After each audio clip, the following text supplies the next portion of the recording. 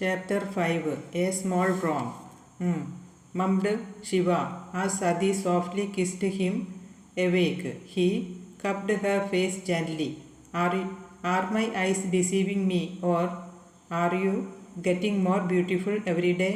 Sati smiled, running her hand along her belly. Stop flattering me so early in the morning.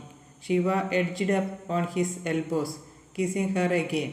So there is a fixed schedule for compliments now?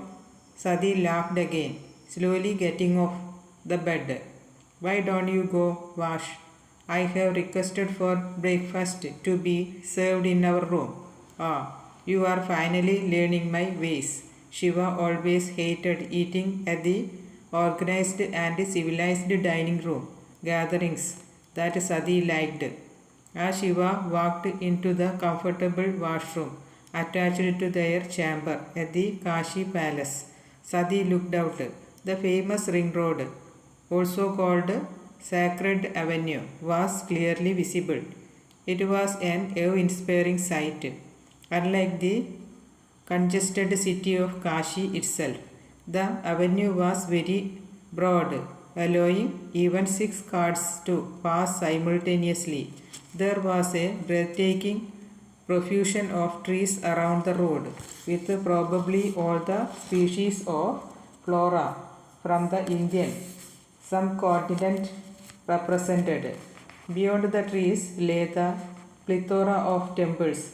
The boulevard extended up to a roughly semi-circular distance of more than 30 kilometers, and not one of the buildings built on its side was anything but a place of worship.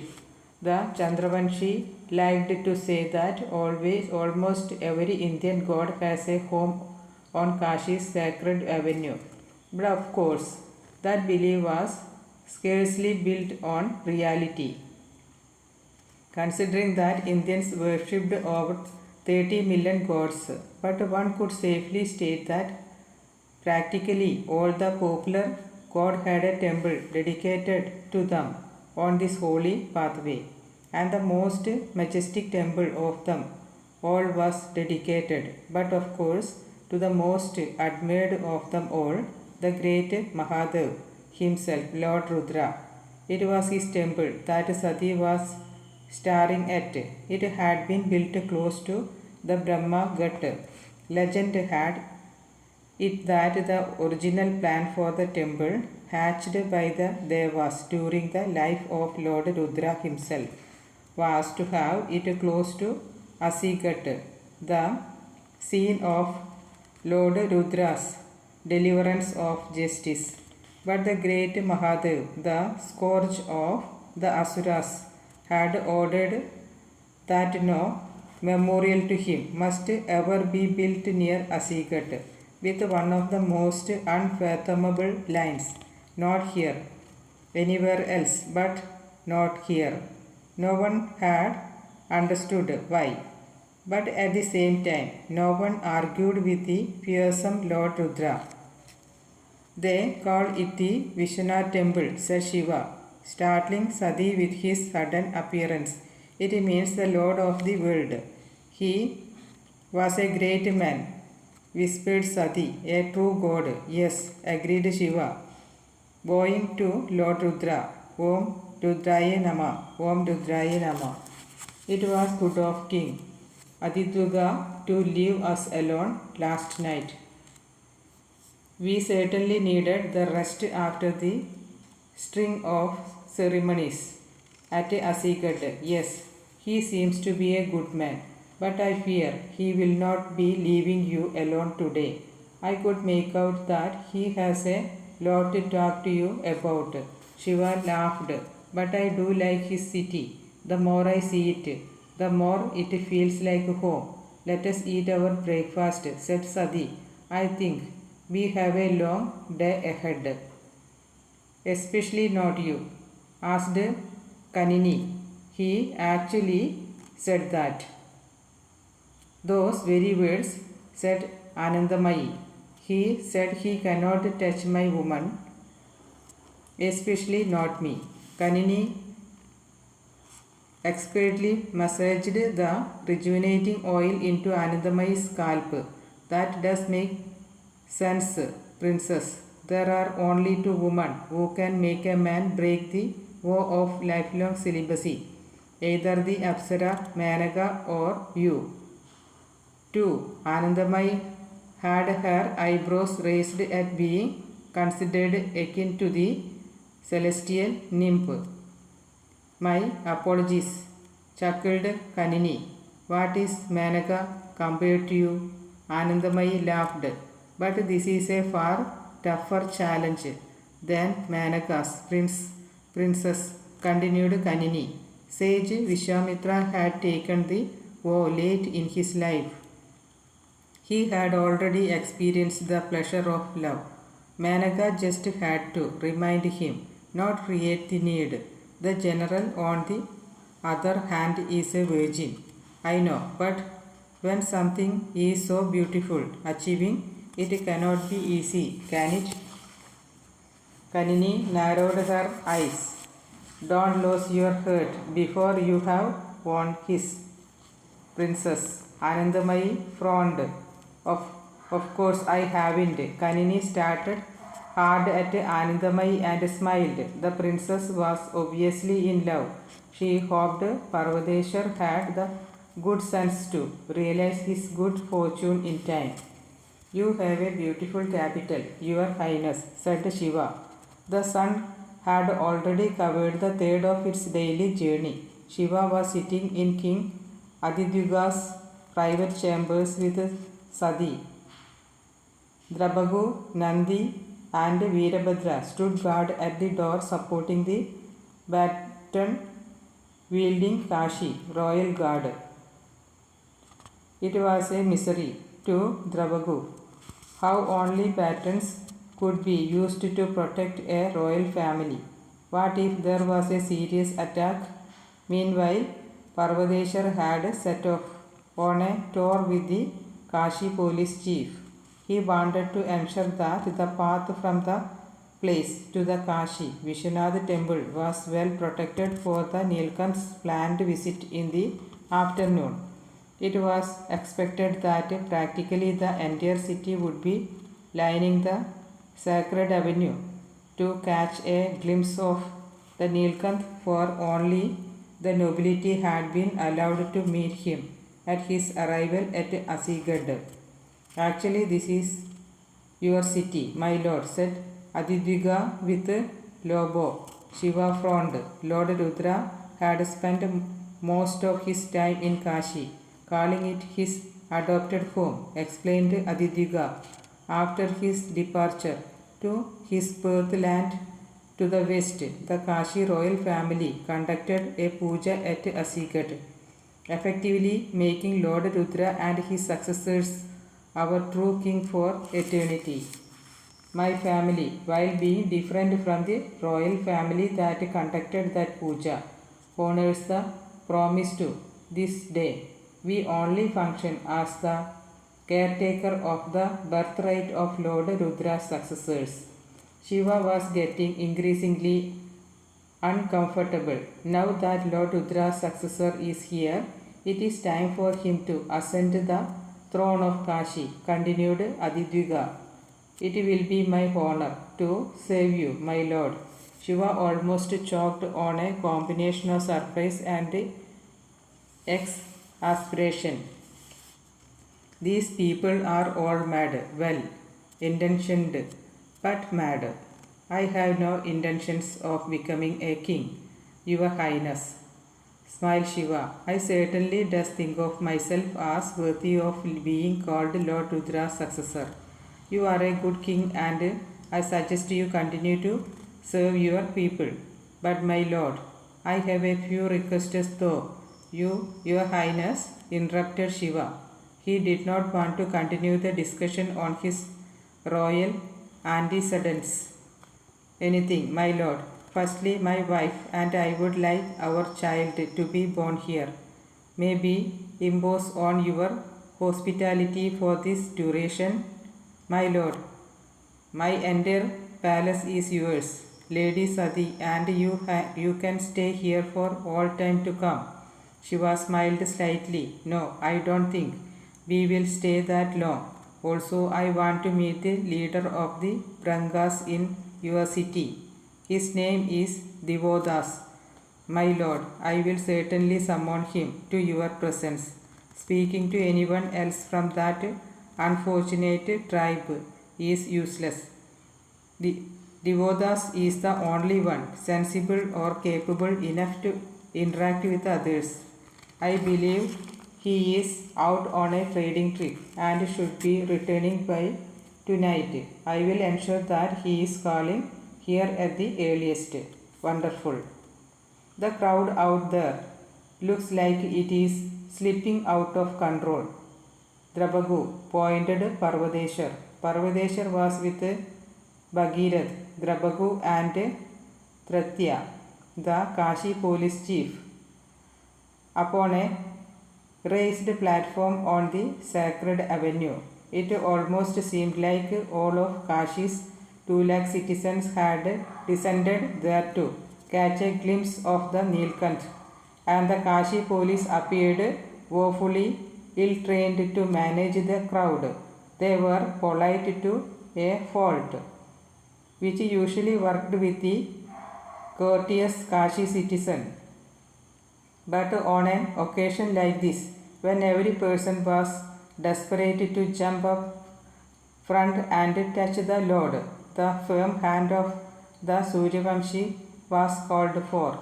I will take care of it, General, said Drabagu as he bounded off the platform to issue instruction to Nandi waiting at the bottom.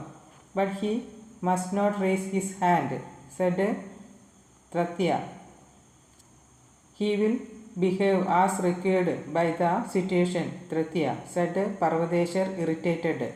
Nandi, on hearing Drabagu's orders, was off with his platoon. Drabagu used the hook on his amputated left hand, pulled himself back onto the platform with surprising agility.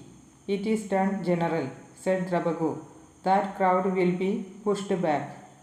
Parvadeshar nodded and turned to look at Shiva and his party. Shiva, holding Sati's hand, walked slowly with a broad smile, acknowledging almost every single person who screamed out his name. Kritika, Sati's companion, paced slightly behind Sati while Adidika, beaming with the commitment of a true devotee, marched silently with his family and ministers in tow. Chief Tratya, shouted a panicked Kashi policeman, bounded up the platform. Tratya looked down. Yes, Kavas, a riot is breaking out in the Branga quarter. Tell me exactly what happened. They have killed a peacock once again, but this time they were caught red-handed by some of their neighbors who are swearing retribution for this sin. I am not surprised. I don't know why His Highness insists on keeping those uncivilized dolls in our city. It was only a matter of time before some citizens lost their patience and did something. What happened? Asked Parvadeshar. It is the Brangas. They know that killing peacock is banned in Kashi, as they were Lord Rudra's favorite amongst the birds. There is a widespread belief that they sacrifice the bird in some bizarre ceremonies in their colony. Now they have been caught red-handed and are going to be taught a lesson. They don't you send some of your men there to break up the riot. Tratya looked at Parvadeshar strangely. You won't understand something. We accept every community from India in Kashi. All of them live peacefully, making this great city their home. But the Brangas purposely want to infuriate every one of us. This riot is actually a bad path to a good end. Just let it happen. Parvadeshar was shocked at the words of the same police chief who had been propagating the virtues of non-violence just a while back. If they have committed a crime, they should be punished by your courts. Your citizens do not have the right to riot and hurt innocent people who may have had nothing to do with the killing of the bird. It doesn't matter if some of them were innocent. It is a small price to pay if it rids the city of Brangas and their evil ways. I cannot and will not do anything on this. If you won't do anything, I will, warned Parvadeshar. Tritya looked at Parvadeshar in exasperation and turned back to look at Nilkant's entourage. Parvadeshar stared hard to Tritya. It took only a moment for him to make up his mind. Drabagu, you have the commandant, said Parvadeshar. Make sure the crowd break as soon as the Lord is in the Vishwanath temple. Prince Bhagirath, will you accompany me? I would need some help as I don't know Chandravanshi customs. It will be my honor, General, said Bhagirath. This is not your job, said Tritya, raising his voice for the first time in the day.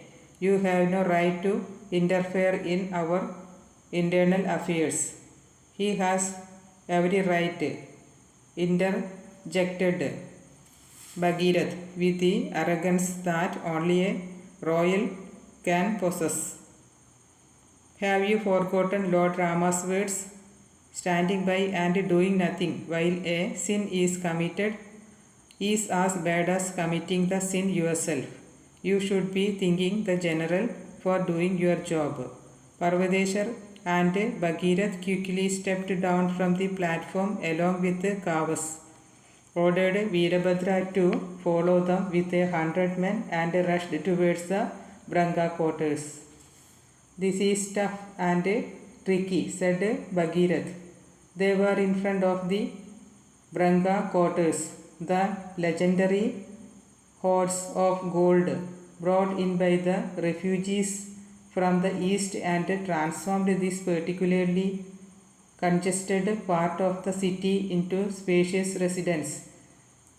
Brangas lived in a lavishly designed and intricately carved multi-story building, the tallest in all of Kashi, save for the Vishwanath temple and the royal palaces. The building was surrounded on all sides by a large garden. Strangely enough, both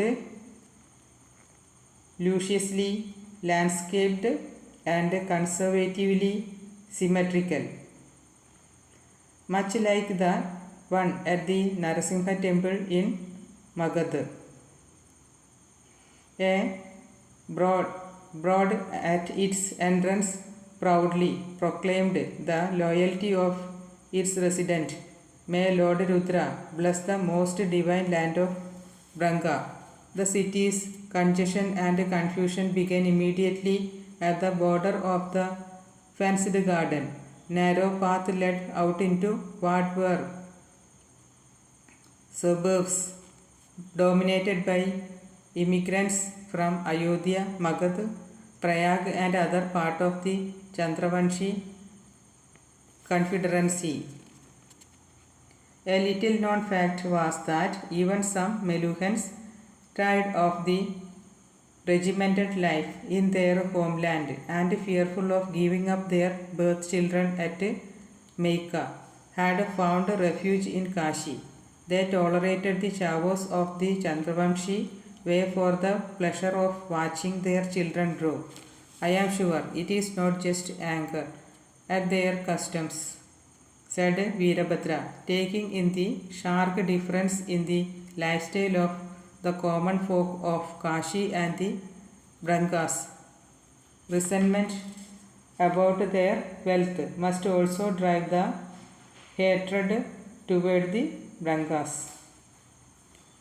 Bhagirath nodded before turning towards Parvadeshar, who was Evaluating the situation, what do you think, General? From a perspective of defense, the location was a disaster. The Brangas were stuck between a rock and a hard place. They were surrounded on all four sides by a hostile population living in densely populated areas along congested streets leading to the Branga quarters. Escape was out of the question. They would be easily mobbed in the narrow lanes. The garden gave them some measure of protection.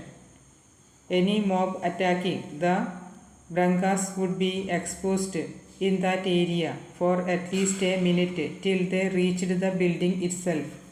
The Brangas, perhaps always fearful of their status in Kashi, had shocked the roof of their buildings with a huge horde of rocks thrown from that height. The rocks were like missiles, capable of causing serious injury, possibly even death if it hit the right spot. The Kashi mob, meanwhile, was releasing dogs which the Brangas considered unclean into the closed compound. They knew the Brangas would respond with stone to chase the animals back. Parvadeshwar realized that in this battle of attrition, it was a matter of time before the Branga rock ran out and they were susceptible to a full frontal attack. Outnumbered at more than 100 to 1, despite the fact that their enemies were armed with such laughable weapons as kitchen knives and washing clubs, the Brangas had little chance of survival. It doesn't look good for Brangas, said Parvadeshwar. Can we reason with the Kashi mob? I already tried, General, said Bhagirath. They will not listen. They believe the Brangas can buy out the court with their gold. It is probably true, mumbled the Kashi captain Kavas, quietly revealing his own leanings. Bhagirath turned toward Kavas, who immediately recoiled with fear, for Bhagirath's reputation was legendary in Kashi. You don't agree with the mob, do you? Asked Bhagirath. Kavas' face glowed. The detest the Brangas. They are dirty scoundrels who break every law. Even as they throw their gold around, having said his piece, Kavas seemed to calm down.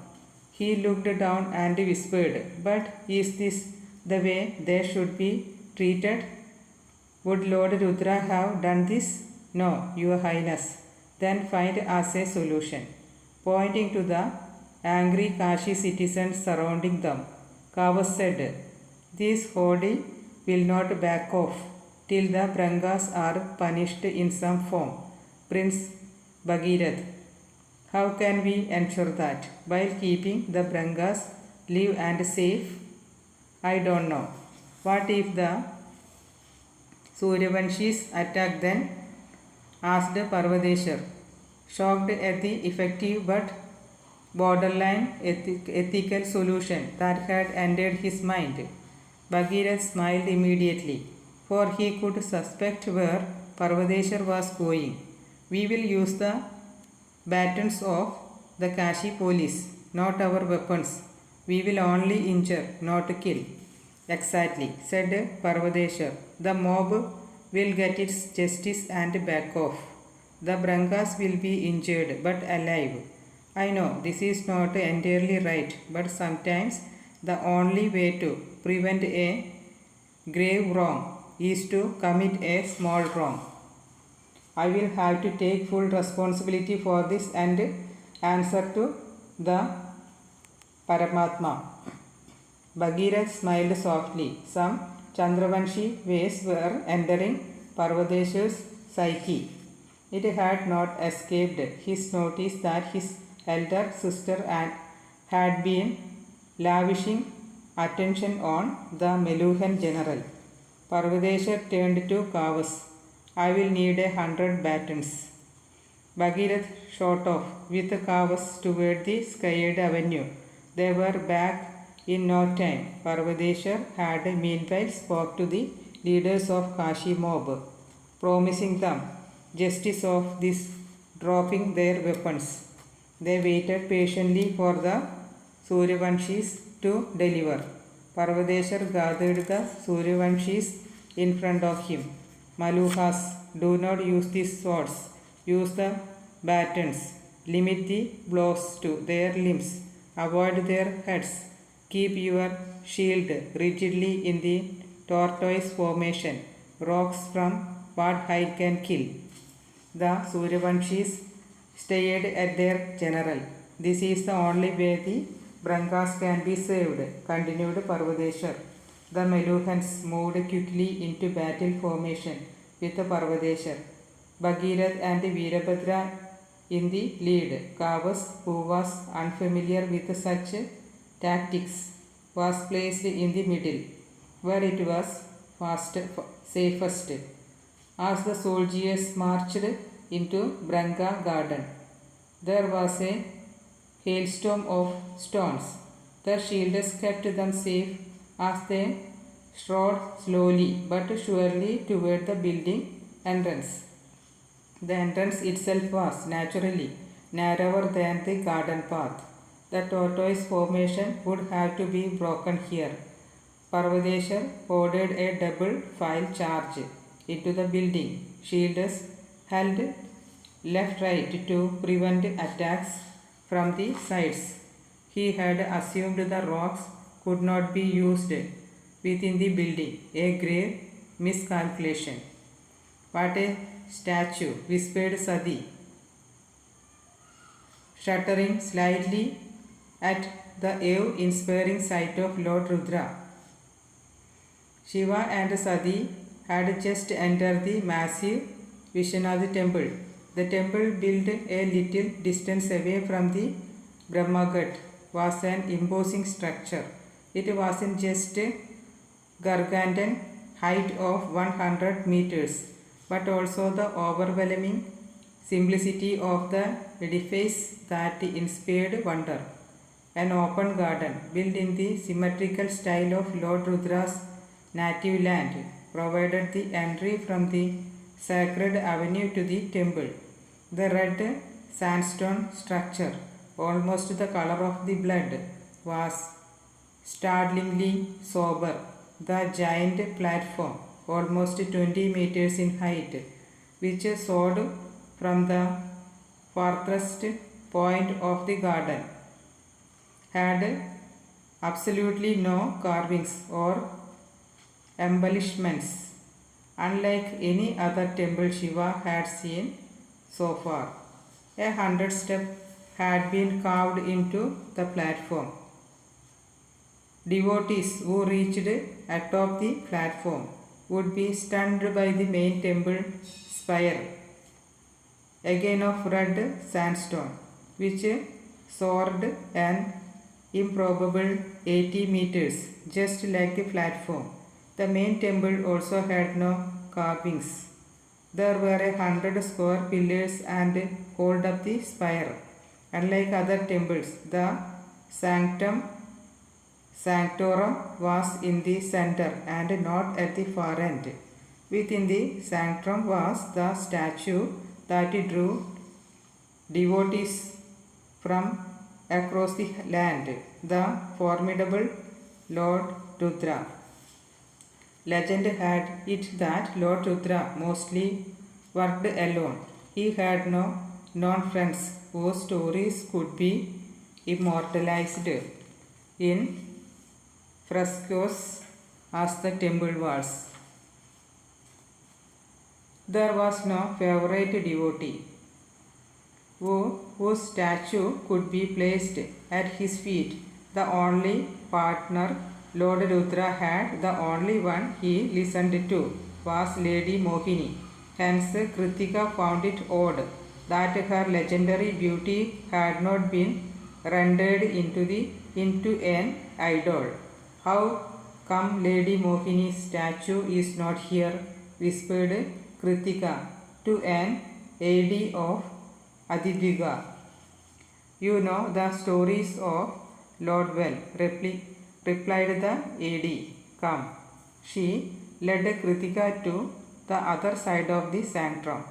To her surprise, Kritika discovered that the sanctum had another entrance from the back. Through that entrance, a devotee would see an idol of Lady Mohini, rumored to be the most gorgeous woman all time, sitting on a throne. Her beautiful eyes were in an enchanting half stare, but Kritika noticed that in her hand, surreptitiously hidden at first view, was a knife. Mohini, ever capricious and deadly. Kritika smiled. It seemed fitting that the idol of Lady Mohini and Lord Rudra were back to back. They stayed a complex relationship, partners, but with vastly different outlooks. Kritika bowed low to Lady Mohini, while some refused to honor her as Vishnu. Kritika was amongst the majority which believed that Lady Mohini deserved the title of the propagator of good. On the other side of the sanctum, Shiva was staring at Lord Rudra's idol. The Lord was an impossible and impossibly muscled man. His hirsute chest sported a pendant. Upon closer examination, Shiva realized the pendant was a tiger claw. The Lord's shield had been laid at the side of his throne, and while the sword too rested along the seat, the Lord's hand was close to the hilt. Clearly, the sculpture wanted to signify that while the most ferocious warrior in history had renounced violence, his weapons lay close at hand, ready to be used on anyone who dared to break his laws. The sculpture had faithfully recreated the proud battle scars that must have adorned Lord Rudra's body. One of the scars ran across his face from his right temple to his left cheek. The Lord was sported a long beard and mustache, many strands of which had been painstakingly curled with beads rolled into them. I have never seen anyone in India wear beads in their beard, said Shiva to Aditya. This is the way of the Lord's native people in Pariha, my lord. Pariha, yes, my lord, the land of fairies. It lies beyond the western borders of India, beyond the Himalayas, our great mountain. Shiva turned back to Lord's idol. The strongest feeling he had in the temple was fear. Was it wrong to feel like this about a god? Wasn't it always supposed to be love, respect, awe? They fear, because sometimes nothing clarifies and focuses the mind except fear. Lord Rudra needed to inspire fear to achieve his goals. Shiva heard the voice in his head. It appeared to come from a distance, but it was unquestionably clear. He knew it was a Vasudev Pandit. Where are you, Panditji? Hidden from view, Lord Nilkant. There are too many people around. I need to talk to you. All in good time, my friend. But if you can hear me, can't you hear the desperate call of your most principled follower? The voice had gone silent. Shiva turned around, concerned. Chapter 6. Even a mountain can fall. "Take cover," shouted Parvadeshar. Bhagirath and he had entered the Branga building to be greeted by a volley of stones. The building had a huge atrium at the entrance with a skylight. It was a brilliant design that allowed natural sunlight and fresh air to come in unhindered. There was a cleverly constructed retractable ceiling to cover the atrium during the rains.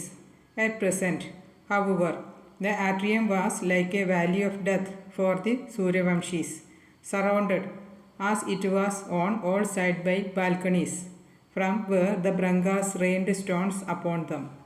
A sharp missile hit Parvadeshar on his left shoulder. He felt his collarbone snap.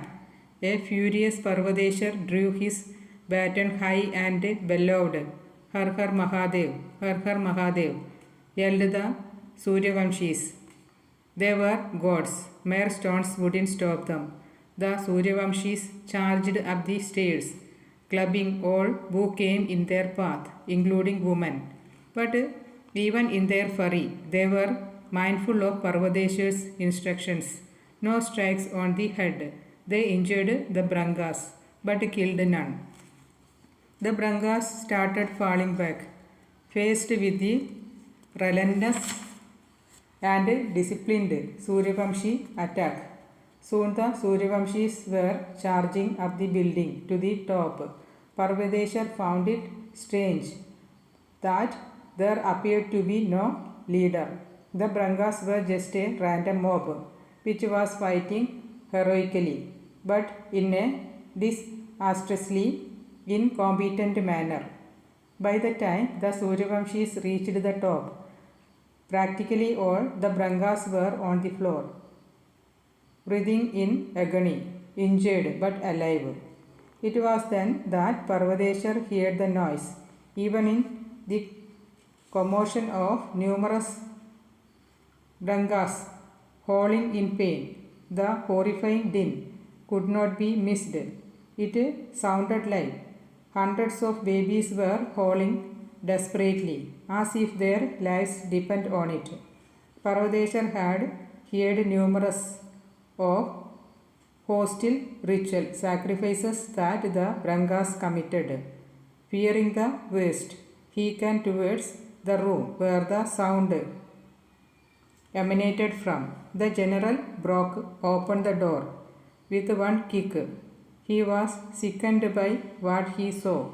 The limp body of decapitated peacock was held at a corner of the room, its blood being drained into a vessel. Around it were many women, each holding a baby, breathing in pain. Some babies had blood on their mouths. A horror-struck Parvadeshar dropped his club and reached for his sword.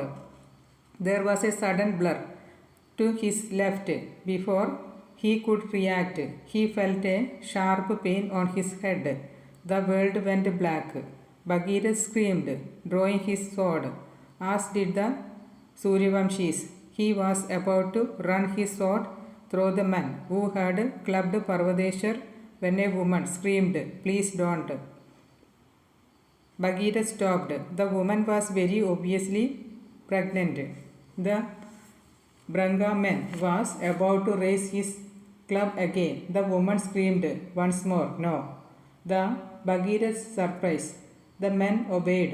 The other Branga women at the back were carrying on with their sickening ritual. "Stop!" screamed Bhagirath.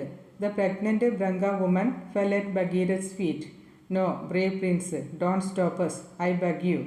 High priestess, what are you doing?" asked the Branga men. "Don't humiliate yourself." Bhagirath looked at the scene once again, and this was when the real inference dawned on him. He was stunned. The only children crying were the one who did not have blood on their mouths. Their limbs were twisted in painful agony, as if a hideous force was squeezing their tiny bodies.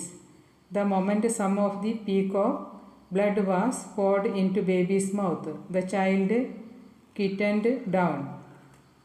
Bhagirath whispered in shock. What the hell? Please, pleaded the Branga high priestess. We need it for our babies. They will die without it. I beg you, let us save them. Bhagirath stood silent, bewildered. Your Highness, said Veerabhadra, the general. Bhagirath immediately bent down to check on Parvadeshwar. His heart was beating, but the pulse was weak. Suryavanshis, we need to carry the general to an Ayurale quickly. We don't have much time. Bearing their leader along, the Suryavanshis rushed out. Parvadeshwar had to be taken to a hospital. Ayurvedi came out of the operating room. Chandravanshi doctors simply did not have the knowledge to deal with Parvadeshwar's injury. Ayurvedi had been sent urgent summons. Shiva and Sati immediately rose. Sati's heart sank on seeing the dejected look on Ayurvedi's face. How soon will he be all right? Ayurvedi asked Shiva. Ayurvedi took a deep breath. My lord, the club hit the general at the most unfortunate spot, right on his temple. He is suffering severe internal hemorrhaging. The blood loss could be fatal. Shiva bit his lip. I, said Ayurvedi. If anyone can save him, it is you, Ayurvedi, said Shiva. There is nothing in the medical manuals for such a severe injury, my lord. We could do brain surgery, but that cannot be performed while the patient is unconscious. In the surgery, we apply local pain relievers to allow the conscious patient to guide us with his actions. Taking this risk while Parvadeshwar is unconscious could prove more dangerous than the injury itself. Sati's eyes were welling up. We cannot allow this to happen, Ayurvedi, said Shiva. We cannot. I know, my lord. Then think of something. You are Ayurvedi, the best doctor in the world. I have only one solution in mind, my lord, said Ayurvedi, but I don't even know if it would work. The Somras asked Shiva. Do you agree? Yes, let us try it. Ayurvedi rushed off to find her assistants. Shiva turned towards Sati, worried. He knew how close Sati was to his Pitratulya. Her obvious misery would also impact their unborn child. He will be all right, trust me. There is a demon, Somras asked an agitated Shiva. I am sorry, my lord, said Aditigwa, but we don't really have large quantities of the Somras. We don't keep any at the Ayurale. It is coming, my lord, assured Ayurvedi. I have sent Mastrak to my quarters for some. Shiva snorted in frustration and turned toward Parvadeshwar's room. Hang on, my friend. We will save you. Hang on. Mastrak came in panting, holding a small wooden bottle. My lady, you have prepared it correctly? Yes, my lady. Ayurvedi rushed into Parvadeshwar's room. Parvadeshwar was lying on a bed in the far corner. Mastrak and Dhruvani, Ayurvedi's assistant, sat at the bedside, rubbing the juice of neem leaves under his nails. There was a pumping apparatus attached to General's nose in order to ease his breathing. The hemorrhaging has stopped, my lord, said Ayurvedi. He is not getting worse. The vision of the apparatus attached to General's nose shook Shiva. It see a man such a Parvadeshwar in this helpless state was too much for him. Then why is that apparatus required?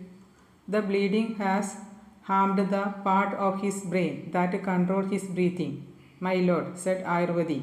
In the calm manner she always willed herself into when faced with a medical crisis.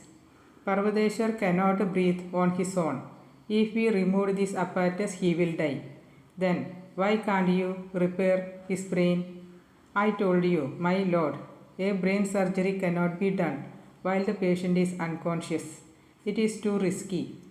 I may injure some other vital function with the instruments. The sombras, it has stopped the bleeding, my lord. He is stable, but it doesn't appear to be healing his brain. What do we do? Ayurvedi remained silent. She didn't have an answer, at least an answer that was practical. There must be a way. There is one remote possibility, my lord, said Ayurvedi. The bark of the Sanjeevani tree. It is actually none of the ingredients in the sombras, a very diluted ingredient. Then why don't we use that? It is very unstable. The bark disintegrates very rapidly. It has to be taken from a live Sanjeevani tree and used within minutes. Then find a... It doesn't grow there, my lord. It grows naturally in the foothills of Himalayas. We have plantations in Meluha, but getting it could take months. By the time we return with the bark, it would have disintegrated. There has to be a way. Holy Lake, please find me a way. Your Highness, said Nandi, who had been promoted from the rank of captain. Yes, Major Nandi, said Bhagirath. Can you come with me, please? Where? It is important, Your Highness. Bhagirath thought it was odd that Nandi wanted him to leave the Ayurale at a time when Parvadeshwar was fighting for his life. But he knew that Nandi was the Nilkant's close friend. More importantly, he also knew that Nandi was a level-headed man. If he was asking him to go somewhere, it would be important. Bhagirath followed. Bhagirath could not hide his surprise as Nandi took him to the Branga building.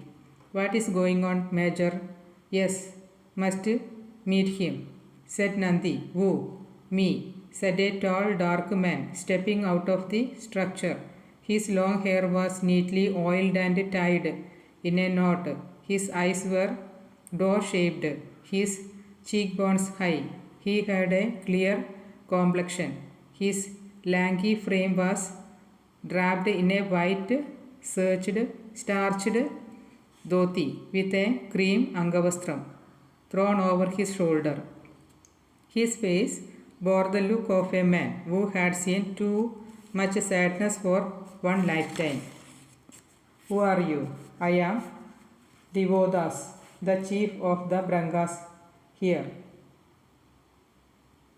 Bhagirath gritted his teeth. The general saved all your sorry hides, and your men have brought him to the brink of death. I know, Your Highness.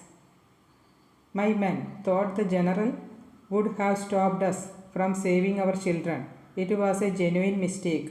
Our most sincere apologies.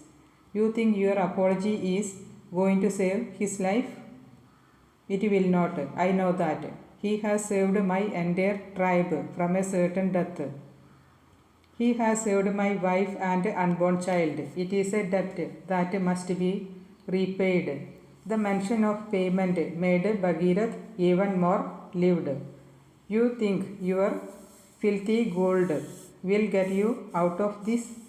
Mark my words. If anything happens to the general, I will personally come here and kill every single one of you. Every single one. Devodas kept quiet, his face impassive. Your Highness, said Nandi, let us hear him out. Bhagirath groaned in an irritated manner. Gold means nothing, Your Highness, said Devodas. We have tons of it back home. It still cannot buy us out of our suffering. Nothing is more important than life. Nothing. You realize the simplicity of that point only when you confront death every day. Bhagirath didn't say anything. General Parvadeshar is a brave and honorable man. For his sake, I will break the vow I took on the name of my ancestors, even if it damned my soul forever. Bhagirath frowned. I am not supposed to share this medicine with anyone who is not Branga, but I will give it to you for the general. Tell your doctor to apply it on his temple and nostrils. He will live. Bhagirath looked suspiciously at the small silk pocket. What is this? You don't need to know what it is, Your Highness. You just need to know one thing. It will save General Parvadeshar's life. What is this? Ayurvedi was looking at the silk pouch Bhagirath had just handed over to her. That doesn't matter, said Bhagirath. Just apply it on his temples and nostrils. It may save his life. Ayurvedi frowned. Lady Ayurvedi, what is the harm in trying? Asked Bhagirath. Ayurvedi opened the pouch to find a reddish brown thick paste. She had never seen anything like it. She smelt the paste and immediately looked up at Bhagirath, stunned. Where did you get this? That doesn't matter, use it. Ayurvedi kept staring at Bhagirath. She had 100 questions running through her mind, but she had to do the most obvious thing first. She knew this paste would save Parvadeshar. Parvadeshar opened his eyes slowly. His breathing ragged. My friend, whispered Shiva. My lord, whispered Parvadeshar, trying to get up. No, don't, said Shiva, gently making Parvadeshar lie back. You need to rest. You are stone-headed, but not that strong. Parvadeshar smiled wanly.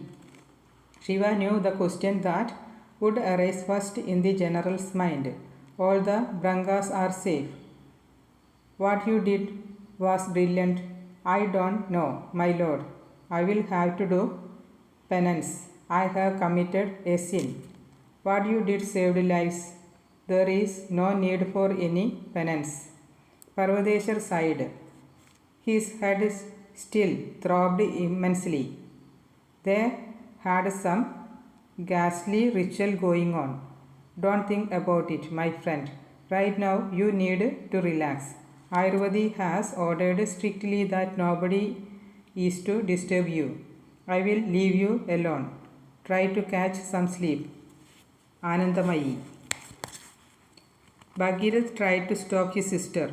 Anandamayi was rushing into the Ayuralay chamber where Parvadeshar lay. She had been out of the city the whole day, attending a music lesson at a nearby ashram. She ran into her brother's arm.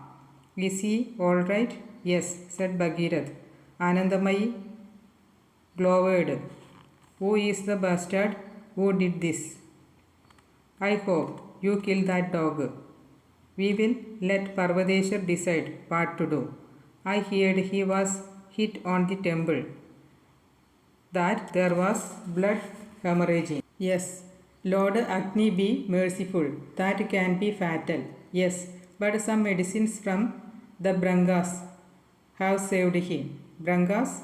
First they nearly kill him and then give medicines to save him. Is there no limit to their madness?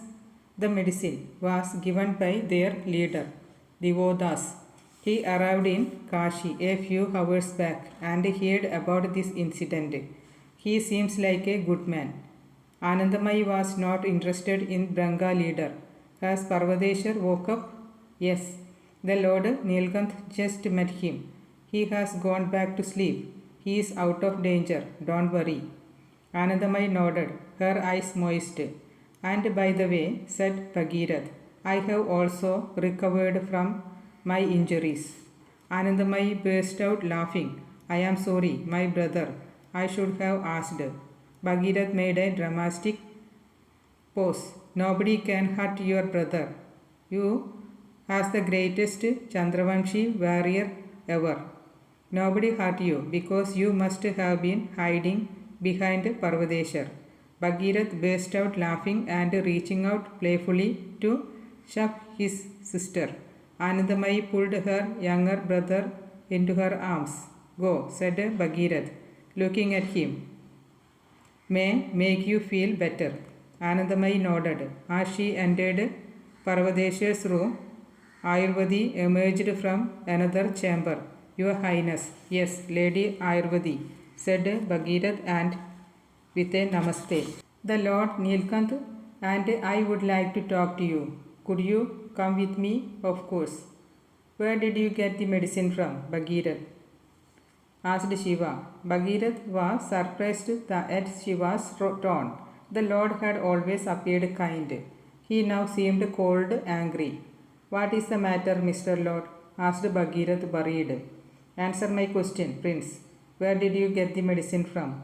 From the Brangas. Shiva stared hard into Bhagirath's eye.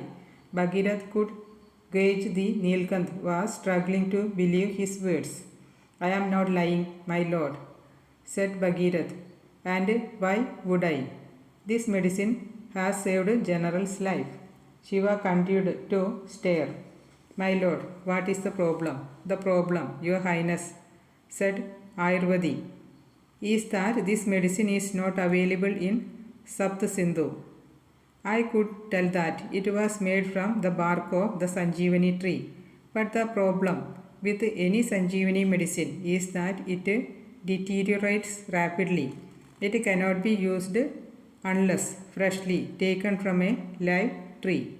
This medicine was stabilized. It was a paste. We could use it. My apologies, Lady Ayurvadi, but I still do not understand the problem. There is only one element, the crushed wood of another specific tree, which is capable of mixing with the Sanjeevani and stabilizing it.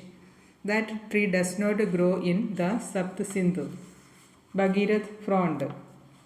That tree only grows south of the Narmada river in Naga territory. The Prince of Ayodhya froze.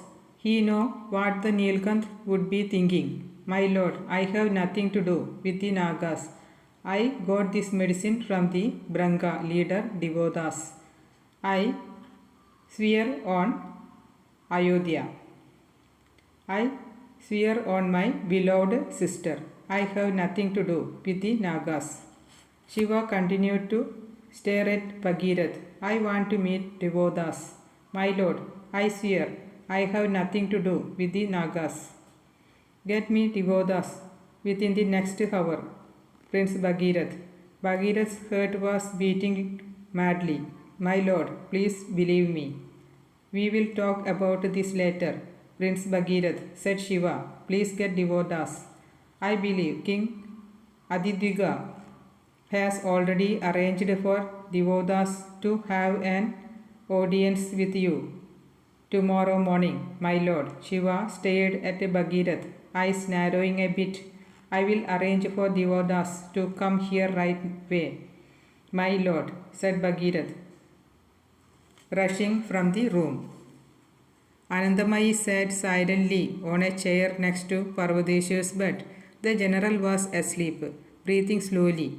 The princess ran her fingers slowly down Parvadeshwar's powerful shoulders, arms, and all the way to his fingers.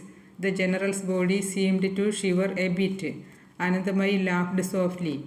For all your woes, you are a man after all. As if driven by instinct, Parvadeshwar withdrew his hand. He bubbled something in his sleep. The voice not clear enough to reach Anandamayi's ear. She leaned forward. I will never break my vow, father. That is my Dasharath promise. I will never break my vow. The Dasharath promise, named after a vow that Lord Ram's father had once taken, was an open-ended word of honor that could never be broken. Anandamayi shook her head and sighed. Parvadeshwar was repeating his vow of brahmacharya or eternal celibacy once again. I will never break my vow. Anandamai smiled. We will see. My lord, said Devodas, immediately bending to touch Nilkant's feet. Ayushman Baba, Devodas, said Shiva, blessing the man with a long life. Such an hour to meet you, my lord. The dark days are over. We will solve all our problems.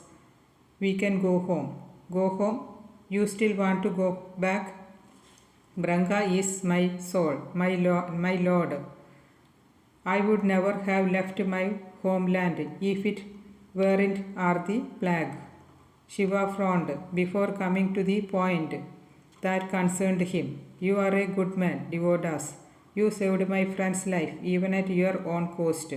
It was a matter of honor, my lord. I know all that happened. General Parvadeshwar saved my tribe from certain death. We had to return the favor, and there was no cost to me. That depends on you, my friend. Remember your code of honor when you answer this. Devodas frowned. How did you get the Naga medicine? Asked Shiva. Devodas froze. Answer me, Devodas, repeated Shiva gently. My lord, I know that medicine could only be made by Nagas. The question, Devodas, is how you came by it. Devodas did not want to lie to Nilkanth, yet he was afraid of speaking the truth. Devodas, be truthful, said Shiva. Nothing angers me more than lies. Speak the truth. I promise you that you will not be harmed. It is the Nagas I seek. My lord, I don't know if I can. My tribe need the medicine every year.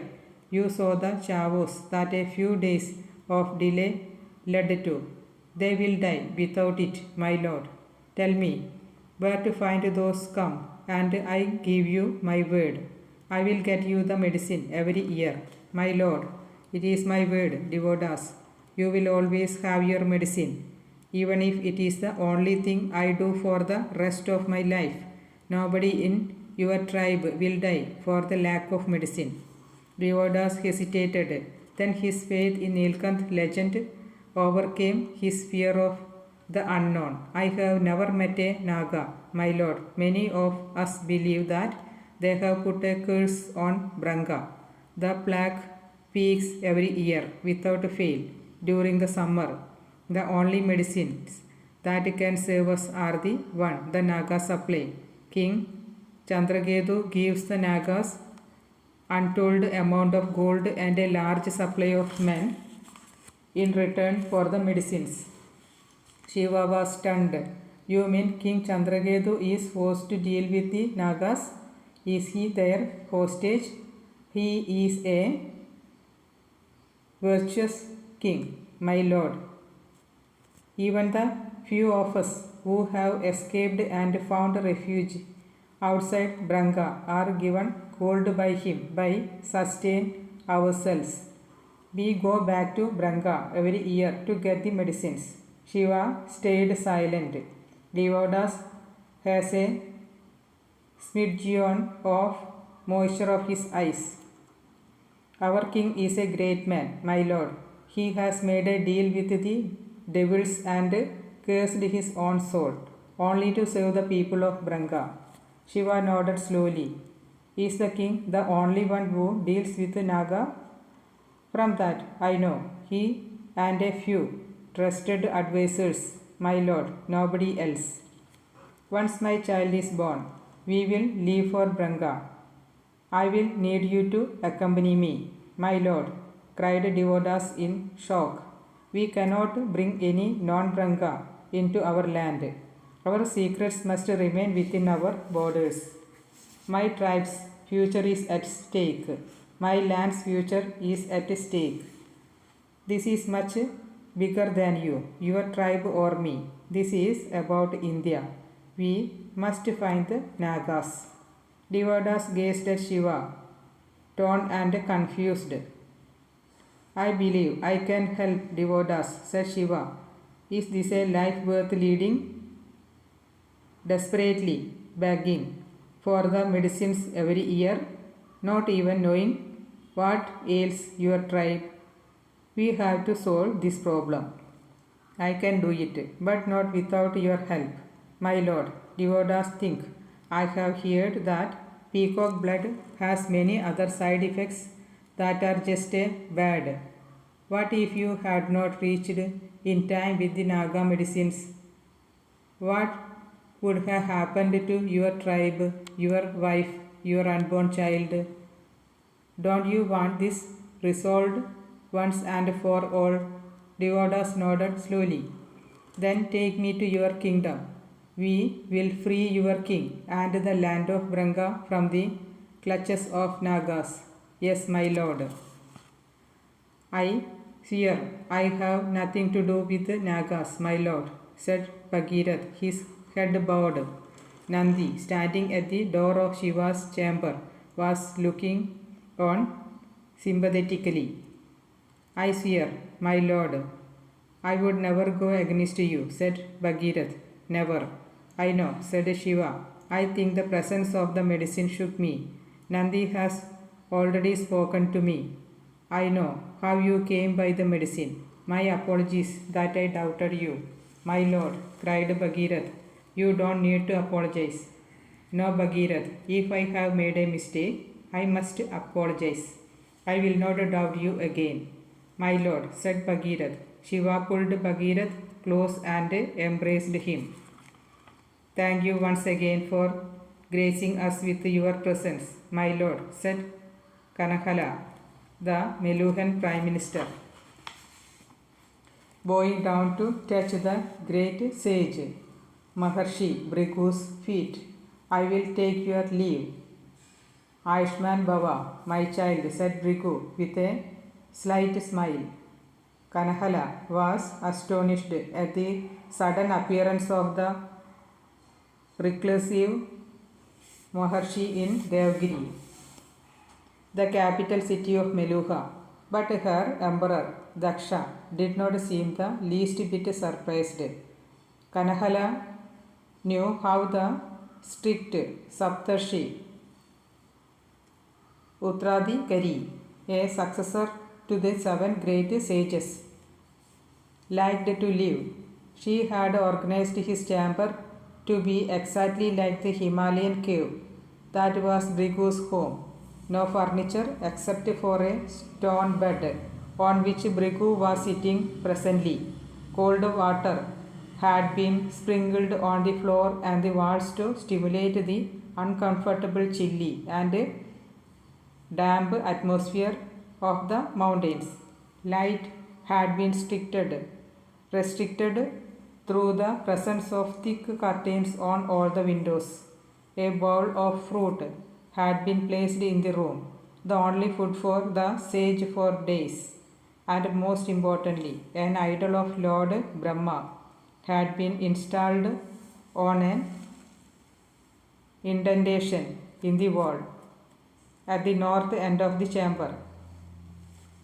Brigu waited for Kanahala to leave before turning to Daksha, speaking in a calm, mellifluous voice. Are you sure about this, Your Highness? Daksha was sitting on the floor at Brigu's feet. Yes, my lord, it is for your grandchild. I have never been surer of anything in the world. Brigu smiled slightly, but his eyes were unhappy. Your Highness, I have seen many kings forget their dharma in their love for their child. I hope your obsession with your daughter don't make you forget your duty to your nation. No, my lord, Sati is the most important person in the world to me, but I will not forget my duties towards the cause. Good, that is the reason I supported you in becoming emperor. I know, my lord, nothing is more important than the cause. Nothing is more important than India.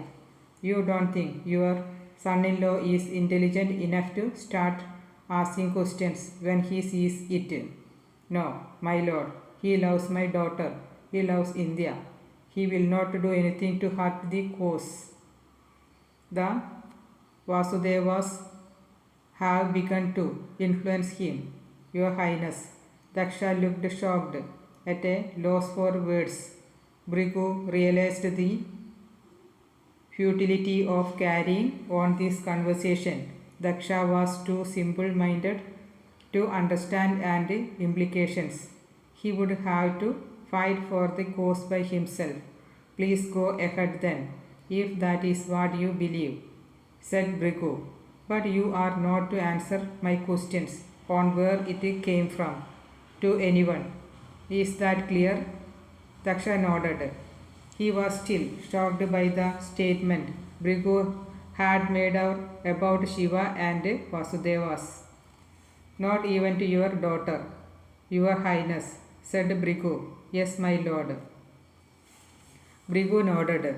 He breathed deeply. This was troubling. He would have to fight hard to save the legacy. It was imperative. He believed the very future of India was at stake. There is nothing to fear in any case, my lord, said Daksha, faking a brilliance he didn't quite feel. Whatever may have happened with Brahaspati, the secret is safe. It will remain alive for centuries. India will continue to prosper and rule the world. Brahaspati was a fool, said Bhrigu, his voice raising. Even worse, maybe he was a traitor to the cause. Daksha kept quiet. As always, he was afraid of Bhrigu's temper. Bhrigu calmed down. I can't believe I even considered giving my disciple Tara to him in marriage. The poor girl's life would have been destroyed. Where is Tara, Your Highness? I hope she is safe and happy. She is safe. I have kept her in the land of Lord Rudra. Some of them remain true to me. As for happiness, Bhrigu shook his head wearily. She still loves him, stupidly so, even though more.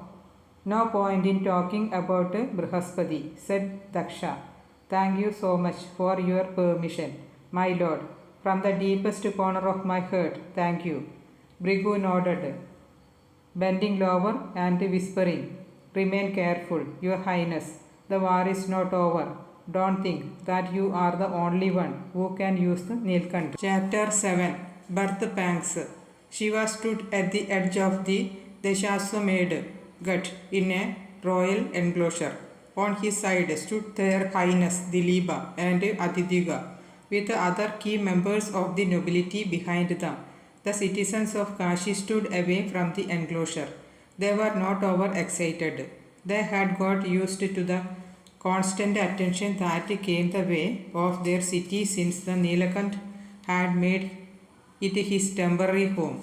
It was a busy day for Kashi's diplomatic staff. Dilipa had arrived just that morning. The standard protocols for the Emperor of Swadweep had been followed, right down to the single white flag at the royal enclosure with the Chandravamshi crescent moon dawned on it. Now they were waiting for Daksha, the Emperor of India. The protocol had been tricky, but they had finally decided to have a red Suryavamshi flag placed at the highest point of the enclosure. After all, the Lord Nilkant had declared Daksha the Emperor of all of India. Bowing to the sensitivities of Dilipa, Kashi protocol officers had also placed a Chandravamshi flag in the enclosure at a slightly lower height as compared to the Suryavanshi flag. Shiva, of course, did not really care about the ceremonies. He was more interested in the workers busy at the temporary shipyard across the river, where the Brangas, led by Devodas himself, had been furiously working away for the last 3 months. Given the superstition about not living on the eastern side of Ganga's meander, it was naturally the safest place for the Brangas to do their job. They had been constructing special ships that could sail through the great gate of Branga. Massive barriers across the main river accent to their land. Shiva couldn't imagine how barricades could be built in a river as broad as the Ganga, but devotees had said that these special ships would be required. Shiva remembered telling a skeptical Aditya who had opposed his move of the Brangas. Just because you can't imagine it doesn't mean it doesn't exist. But Aditya had refused the urge of the royal palace and grounds on the eastern bank as a shipyard. So the Brangas worked on a dangerous, recently dried stretch of the river bank. Devodas had begun work the very next day after promising Nilkanth that he would accompany him to Branga. Devodas has been true to his word. He is a good man. The sound of Daksha's ship finally docking at the cut brought Shiva back from his thoughts. He saw the rope pulley lowering the walkway. Daksha, without caring for royal protocol, immediately bounded into the walkway and almost ran to Shiva. He bowed low and spoke breathlessly. "It is a boy, my lord." Shiva stood up to welcome the Emperor of India, did a formal namaste, and spoke with a smile. We still don't know, Your Highness. She is not due till tomorrow." "Oh, wonderful. I have not been late, then. I was very scared that I would miss this joyous day."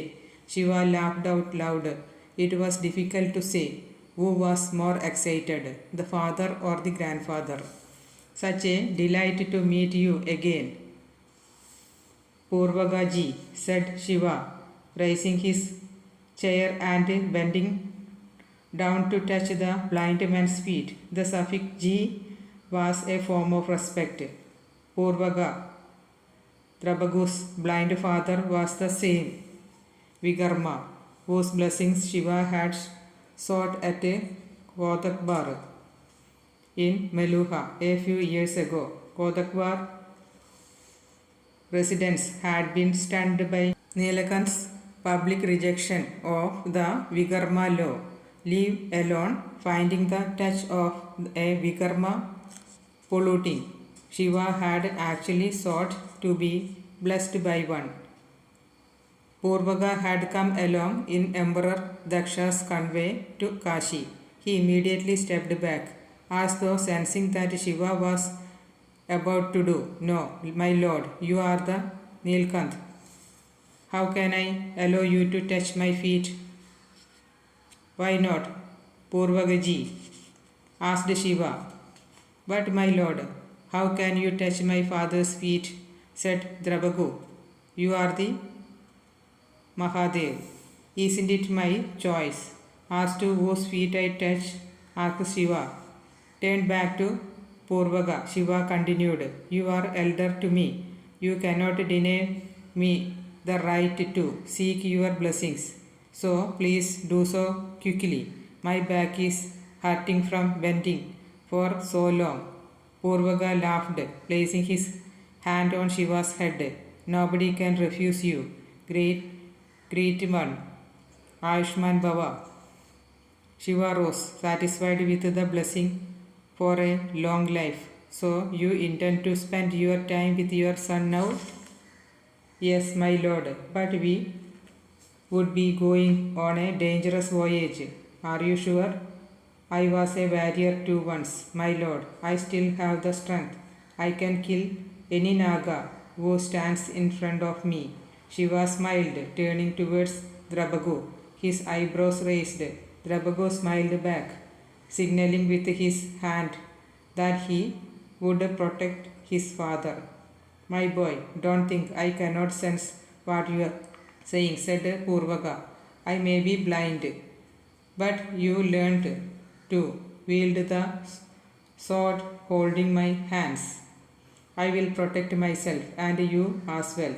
Both Shiva and Drabagu burst out laughing. Shiva was delighted to see that the diffident Purvaga he had met at Kodatwar, a man who had suppressed his natural valor in a defeatist manner against the assaults of fate, was rediscovering his old fire. Forget about your son, said Shiva. I would be delighted to have you as my bodyguard. I am scared, Shiva. Sati was sitting on her bed in their chamber. Shiva had just entered the room with a plateful of food, much to the horror of the royal cook. The Nilkant had insisted on cooking for his wife himself. Pretending to be hurt, Shiva said, My cooking isn't that bad. Sati burst out laughing. That is not what I mean. Shiva came closer and smiled. Setting the plate aside on the table, he caressed her face. I know, I have insisted on Ayurvedi overseeing the delivery. She is the best doctor in the world. Nothing will go wrong. But what if this child too is stillborn? What if my past life sin affect our poor child? There are no past lives in Sadi. There is only this life. That is the only reality. Everything else is a theory. Believe the theory that give you peace and reject the one that cause you pain. Why believe in a theory of if it cause you unhappiness? You have done all you can to take care of your child and yourself. Now have faith. Sadi kept quiet, her eyes still mirroring the foreboding the felt inside. Shiva ran his hand along Sadi's face again. My darling, trust me, your worrying is not going to help. Just think positive and happy thoughts. That is the best you can do for our child, and leave the rest to faith. In any case, fate has ensured that you will lose your bet tomorrow. What bet? You can't wriggle out of it now, said Shiva. Seriously, what bet? What, we will have a daughter? I had forgotten about that, smiled Sadi. But I have a strong feeling it will be a son. Nah, laughed Shiva. Sadi laughed along and rested her face against Shiva's hand. Shiva broke a piece of the roti, wrapped some vegetables in it and held out the morsel for Sadi. Is the salt all right? Are there really past lives in? Asked Shiva. The Nilkanth was in the Kashi Vishwanath temple. Seated in front of him was a Vasudev Pandit. The setting sun shone through the space between the temple pillars. The red sandstone shone ever brighter, creating an awe-inspiring atmosphere. What do you think? Asked the Vasudev. I don't believe anything till I have seen the proof. For anything without proof, I think we should believe the theory that gives us peace. It doesn't matter whether the theory is true or not. That is a good strategy for a happy life, no doubt. Shiva waited for the Pandit to say more. When he didn't, Shiva spoke again. You still haven't answered my question. Are there really past life sins that we suffer from in this life? I didn't answer the question because I don't have the answer. But if people believe that sins of the past life can impact this life, won't they at least try to lead a better life this time around? Shiva smiled. Are these people just talented wordsmiths or great philosophers? The Pandit smiled back once again. I don't have the answer. Shiva burst out laughing. He had forgotten the Pandit could receive his thoughts and that he couldn't, in turn, do the same with the Pandits. How does this work? How is it that I can hear your thoughts? It is a very simple science really, the science of radio waves. This is not a theory. The Pandit smiled. This is certainly not a theory. This is a fact, just like light, which help us see. There are radio waves to help you hear. While all humans can easily use the properties of light to see, most don't know how to use radio waves to hear. We are dependent on sound waves to hear. Sound waves travel much slower through the air and for much shorter distance. Radio waves travel far and fast, just like light. Shiva remembered his uncle, who is always thought could hear his thoughts. In his youth, he had thought it was magic. Now he knew better that there was a science behind it. That is interesting. Then why can't you create a machine to convert radio waves into sound waves? Oh, that is a tough one. We haven't succeeded in that as yet, but we have succeeded in training our brains to pick up radio waves. It takes years of practice to do it. That is why we were shocked that you could do it without any training. I got lucky. I guess there is no luck, great one. You were born special. Shiva frowned. I don't think so. In any case, how is it supposed to work? How do you pick up radio waves? Why can't I hear everyone's thoughts? It takes effort to be able to even transmit your thoughts clearly as radio waves. Many people do it unconsciously, even without training. But picking up radio waves and hearing other people's thoughts, that is completely different. It is not easy. We have to stay within the range of powerful transmitters, the temples. You are exceptionally intelligent, O Nilkanth, smiled the Pandit. Yes, the temples work as our transmitters. Therefore, the temples we use have to have a height at least 50 meters. This helps in catching radio waves from other Vasudev and in turn transmitting by thoughts to them as well. You mean other Vasudevs are bearing us all the time, Panditji? Yes. Whoever chooses to hear our conversation, and very few Vasudev would choose not to bear the savior of our times, great Nilkant. Shiva frowned. If what the Pandit was saying was true, then he could speak to any Vasudev Pandit at any of their temples across India right now. When tell me this, O Vasudev of the Magad temple, what did you mean by saying that people are attached to evil? Shiva heard a loud laugh. It appeared to be coming from a distance. The Vasudev Pandit of the Narasimha temple at Magad. You are too smart, Lord Nilkanth. Shiva smiled. I would prefer answers to flattery, great Vasudev. Silence. Then Shiva heard the voice from Magad clearly. I really liked your speech at the Dharmakat war. Her war Mahadev. All of us are Mahadevs. There is a God in every single one of us. What a beautiful thought. What does that have to do with my question? I asked why people should be attached to evil. It does. It very profoundly does. There is a good in every single one of us. What is the obvious corollary?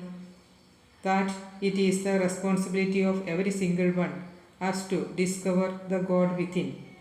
No, my friend, that is a moral. I asked what the corollary was.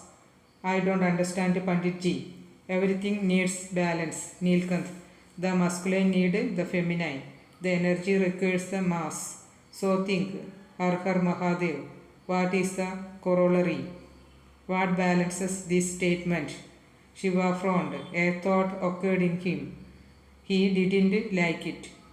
The Vasudeva of Ayodhya urged Shiva, don't stop your thoughts, my friend. Free flow is the only way to discover the truth. Shiva grimaced, but this cannot be true. Truth doesn't have to be liked, it only has to be spoken. Speak it out. The truth may hurt you, but it will set you free.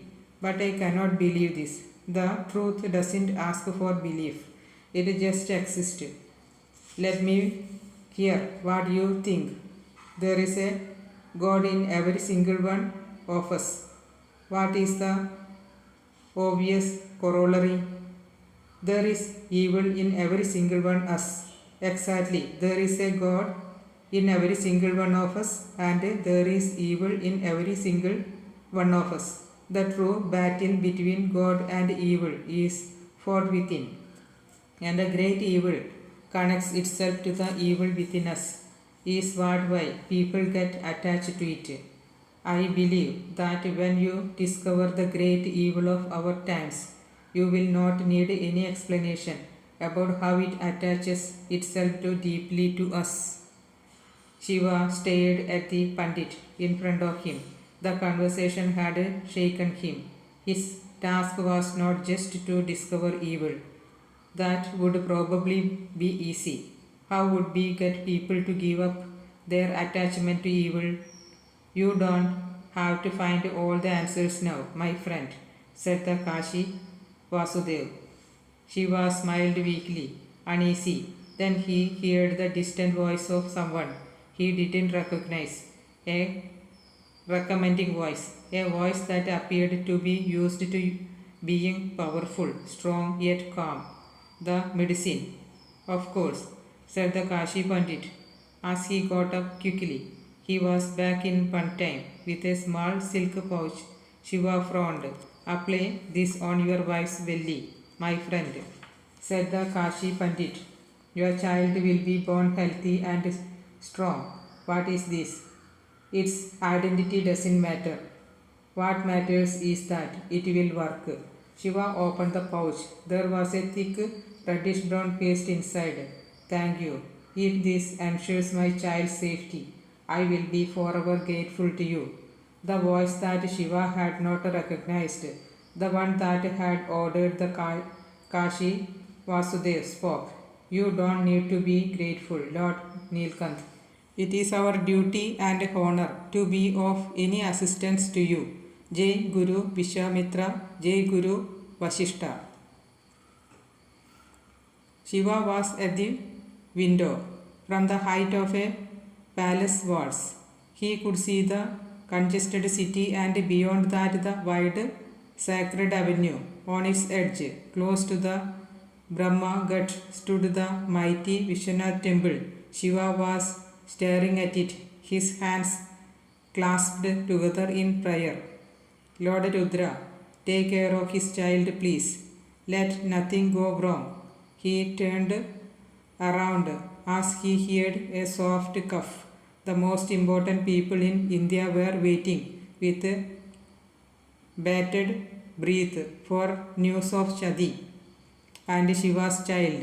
Daksha was getting nervously, deeply afraid.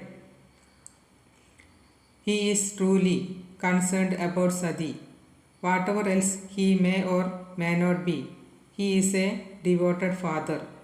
An impassive Virini was holding Daksha's hand. Emperor Dilipa sat quietly, watching his children. Bhagirath and Anandamayi, who were in an animated but soft conversation. Dilipa kept staring at Bhagirath. Parvadeshar, who had recovered completely from his injuries in the past 3 months, stood strong at a corner of the chamber. King Adidviga placed up and down the room, upset that his own doctors had not been given the honor to deliver the Nilakant's firstborn. But Shiva was not about to take chances. Only Ayurvedi would do. Shiva turned around. He saw Nandi standing near the wall and gestured with his eyes. Yes, my lord, asked Nandi, coming up to Shiva. I feel so helpless, Nandi. I am nervous. Give me a moment, my lord. Nandi rushed out of the chamber. He was back with Veerabhadra. Both friends went up to the window. This one is good, said Veerabhadra. Really? Asked Shiva. Veerabhadra lit the chillam and gave it to Shiva, who took a deep puff. Whispered Shiva. Yes, I am still nervous. Veerabhadra started laughing. What do you hope it will be? A girl? A girl, sure. A girl can't be a warrior. What nonsense. Look at Sadi. Veerabhadra nodded. Fair point. And the name? Kritika. Kritika, you don't have to do this from me, my friend. I am not doing it for you, you fool, said Shiva. If I wanted to do that, I would name my daughter Bhadra. I am doing it for Kritika and Sati. Kritika has been a rock of support in my wife's life. I want to celebrate that. Veerabhadra smiled. She is a good woman, isn't she? That she is. You have done well. Hey, she hasn't done so badly either. Not that terrible a husband. Actually, she could have done better. Bhadra playfully slapped Shiva on his wrist. As both friends shared a quiet laugh, Shiva handed the chillam back to Veerabhadra. Suddenly the door to the inner chamber opened. Ayurvedi rushed out to Shiva. It is a boy, my lord, a strong, handsome, powerful boy. Shiva picked up Ayurvedi in his arms and swung her around, laughing heartily. A boy will also do. Setting an embarrassed Ayurvedi back on the ground, Shiva rushed into the inner chamber. Ayurvedi stopped everyone else for entering. Sati was on the bed. Two nurses were hovering close by. Kritika was sitting on a chair next to Sati, holding her hand. The most beautiful baby that Shiva had ever seen was next to Sati. He had been wrapped tight in a small white cloth and was sleeping soundly. Sati smiled softly. It is a boy. Looks like I won, darling. That is true, whispered Shiva, scared of touching his son. But I haven't lost anything. Sati laughed. But I haven't lost anything. Sati laughed, but immediately kittened down. The stitches hurt. What do we call him? We certainly cannot call him Kritika. Yes, that is out of the question, smiled Sati's handmaiden. Kritika is a woman's name, but I still want him named after you, Kritika, said Shiva. I agree, said Sati, but what can that name be? Shiva thought for a moment. I knew. We will call him Karthik. Chapter 8. The Mating Dance. Daksha rushed into the room as soon as he was allowed, followed closely by Veerini. Father, whispered Sati, your first grandchild. Daksha didn't answer. He gently picked up Karthik and, much to Sati's irritation, unfastened the white cloth that had bound the baby tightly, letting it fall back to the head. Daksha held up Karthik, turning him around, admitting every aspect of his grandson. Tears were flowing furiously down the eyes of the Emperor of India. He is beautiful. He is just so beautiful. Startled, Karthik woke up and immediately began crying. It was the loud, lusty cry of a strong baby. Sati reached out for her son. Daksha, however, handed the baby over to a beaming Veerini. To Sati's surprise, Karthik immediately calmed down in Veerani's arms. The queen placed Karthik on the white cloth and swaddled him again. Then she placed him in Sati's arms, his tiny head resting on her shoulders. Karthik gurgled and went back to sleep. Daksha's tears had seemed to develop a life of their own. He embraced Shiva tightly. I am the happiest man in all of the history, my lord, the happiest ever.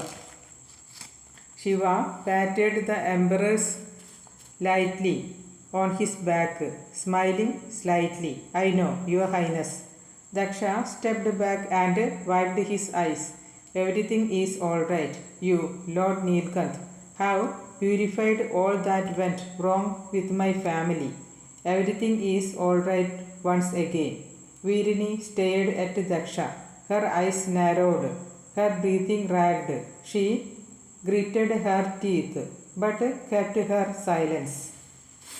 Bhagirath was walking back from the riverbank after checking on the progress of the ships being built by Devoda's men. As it was late, he had sent his bodyguards home. After all, this was Kashi, the city where everyone sought refuge, the city of peace. The streets were deathly quiet, so silent that he clearly heard a soft crunch behind him.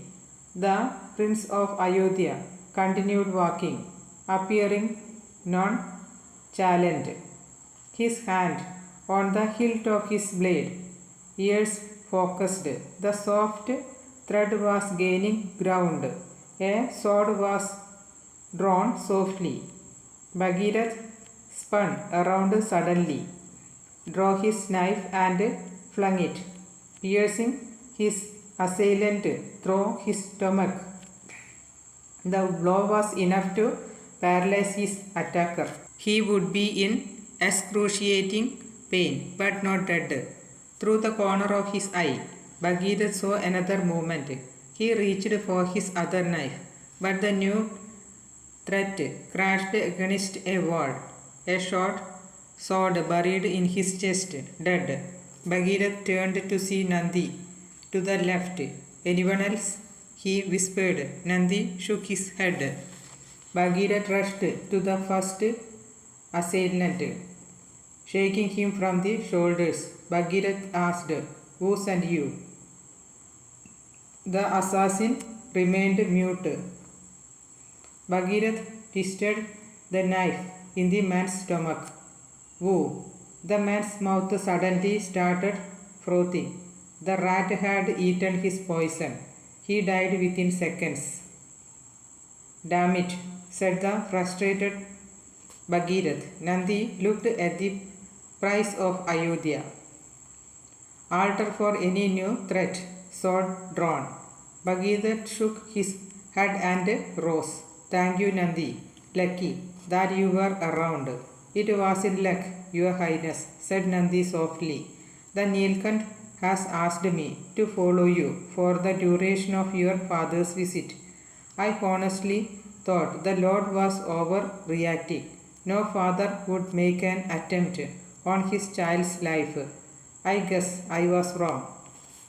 Bhagirath shook his head. It is not my father, at least not directly.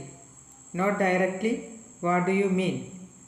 He doesn't have the guts, but he makes it well known that I am not in his favor. That obviously encourages rival claimants to the throne. People who travel in his court, all they have to do is take me out of the question, make it appear as if I died in an accident. This, said Nandi, pointed to the dead assassins, wouldn't look like an accident. I know. It just means that they are getting desperate. Why? My father's health is not good. I think they feel that they don't have time. If he dies while I am alive, I will be crowned king. Nandi shook his head. Bhagirath patted Nandi. I am in your debt, my friend, forever grateful.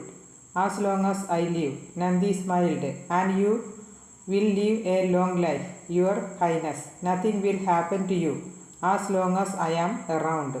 I will stand between you and my men who dares to attack you, and there is a lot of men to cover you with. Bhagirath smiled at Nandi's attempt at humor on his elephantine girth. Did you get any names? Who sent them? I don't know, my lord, said Bhagirath. They died before I could get any answers. Shiva sighed. The dead bodies handed over to Kashi police, said Bhagirath. But I don't expect that they will be able to gather any leads, said Shiva. For the second time, I owe you my life, my lord. You owe me nothing, said Shiva, before turning towards Nandi. Thank you, my friend. It is you who deserves credit. Nandi bowed low. It is my honor to serve you, my lord. Shiva turned back to Bhagirath. What are you going to tell Anandamayi? Bhagirath frowned. Nothing. I don't want her getting troubled unnecessarily. I am fine. There is no need for anyone to know. Why? Because I am sure that father will not even try to investigate this attack. Other nobles will see this as a sign of his tacit acceptance of a more aggressive attack on me rather than difficult to organize accidents. Letting this news become public will only encourage rival claimants further. There are so many nobles after you. Half the court is related to my father, my lord. All of them think that they have a right to the throne. Shiva breathed deeply. Never stay alone while your father's here, and you are coming with me on the voyage to Branga, far away from here. Bhagirath nodded. Shiva patted Bhagirath on his shoulder. Make sure that you don't get yourself killed. You are important to me. Bhagirath smiled. I will try to remain alive for you, my lord. Shiva laughed softly. So did Nandi. Your Highness, I don't think it is wise for you to give away so much sombrous powder, said Shiva. Shiva and Daksha were in Shiva's quarters. It had been a week since Karthik's birth. Sati and Karthik were sleeping in the next room with Kritika and a bevy of nurses in close attendance. Shiva was shocked at the large amount of sombrous powder Daksha had got with him as a present for Karthik. Daksha wanted Karthik to start taking the sombrous from birth every day so that he would grow to be strong, powerful warrior. He had got enough powder to last until Karthik's 18th birthday. My lord, said Daksha, it is not fair for you to tell a doting grandfather what he can or cannot give his first grandchild. But my lord, with the destruction of Mount Mandar, you must be running short on sombrous supplies. I don't think it is right for so much to be given to my son, when your entire country could use the blessing of sombrous. Let me worry about that, my lord. Please don't say no. Shiva gave up. How are the plans to rebuild Mount Mandar coming here along? It is taking too long, said Daksha, waving his hand dismissively. Let's forget about that. This is such a happy event. I have a grandchild, a whole, complete, handsome grandchild, who will grow up to be an emperor of India. The citizens of Kashi customarily celebrated the birth of the child with music and dance after exactly 7 days of its birth. Shiva decided to honor the traditions of his hostess. Nilkant was sitting on a throne in the dance theatre. Next to him, on the throne meant for the queen of Kashi, sat Sati, cradling a sleeping Karthik in her arms. Daksha and Dilipa had the seat of honored guests next to Shiva and Sati. The royal family of Kashi sat beyond them. It was unorthodox for the king of the kingdom to occupy such a low place in the seating protocol, but Aditviga did not mind. Sati bent toward Shiva and whispered, "You danced marvelously, as always." "You noticed," teased Shiva. Earlier in the evening, Shiva had insisted on opening the celebration with his own performance. The audience could not believe their good fortune at seeing the Nilakant himself dance, and they applauded his fabulous dancing skills with a 5-minute long standing ovation. The dance was one of his best ever, and the audience was moved to raptures. But Shiva had noticed, much to his chagrin, that Sati was distracted during his performance. She had been troubled since the time Shiva had told her of the sombrous powder brought by Daksha. "Of course I did," smiled Sati. "I am just troubled that father is giving away so much sombrous. It is not right. It is for all of Meluha. Karthik should not get any special treatment just because he is a royal. This is against Lord Ram's principles." "Then speak to your father." "I will. At the right time." "Good. For now, however, look at Anandamayi when she dances. She may not be as forgiving as me."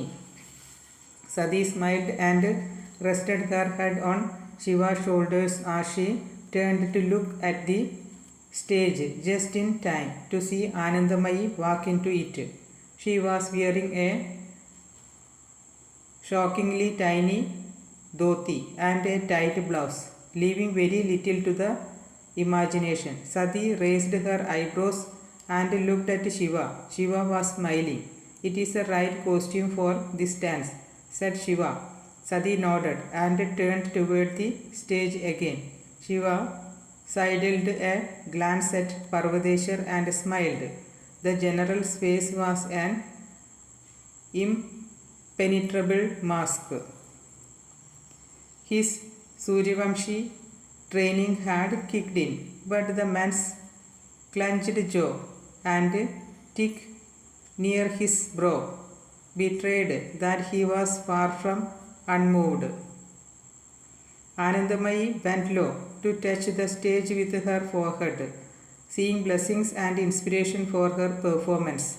The Chandravamshis in the front row leaned forward to get a better view of the ample cleavage that was relieved.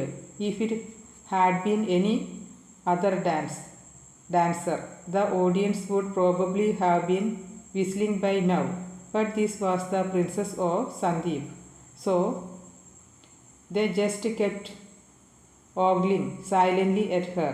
Then another dancer walked on stage, Uttanga, the progeny of a famed Magadhan brigadier. Uttanga's military career was cut short by an injury which left him with a severe hump on his right shoulder. Like most people frustrated with their lot of life, he too had sought refuge in Kashi, where he discovered the beauty of dance. But the same injury which had stumped his military career held back his dancing career as well. His shoulder movements were restricted, keeping him from becoming a truly great performer. There were whispers that Anandamayi, a true Chandravanshi, whose heart automatically reached out towards the weak, had felt pity for Uttanga and hence agreed to partner him. But there was also a feeling that this sympathy was misplaced. Uttanga would probably be humiliated on stage. They were expected to perform a complex dance which encaptured the enticement of the legendary sage Vishamitra by the celestial nymph Manaka. Would Uttanga be equal to the task? Anandamayi, unmindful of such speculation, bowed toward Uttanga. He bowed back. Then they stepped close to each other, far closer than the standard position for commencing this dance. Probably a necessary adjustment, as Uttanga's arm could not extend very far. Shiva turned once again towards Parvadeshwar. He had narrowed his eyes a bit and seemed to be holding his breath.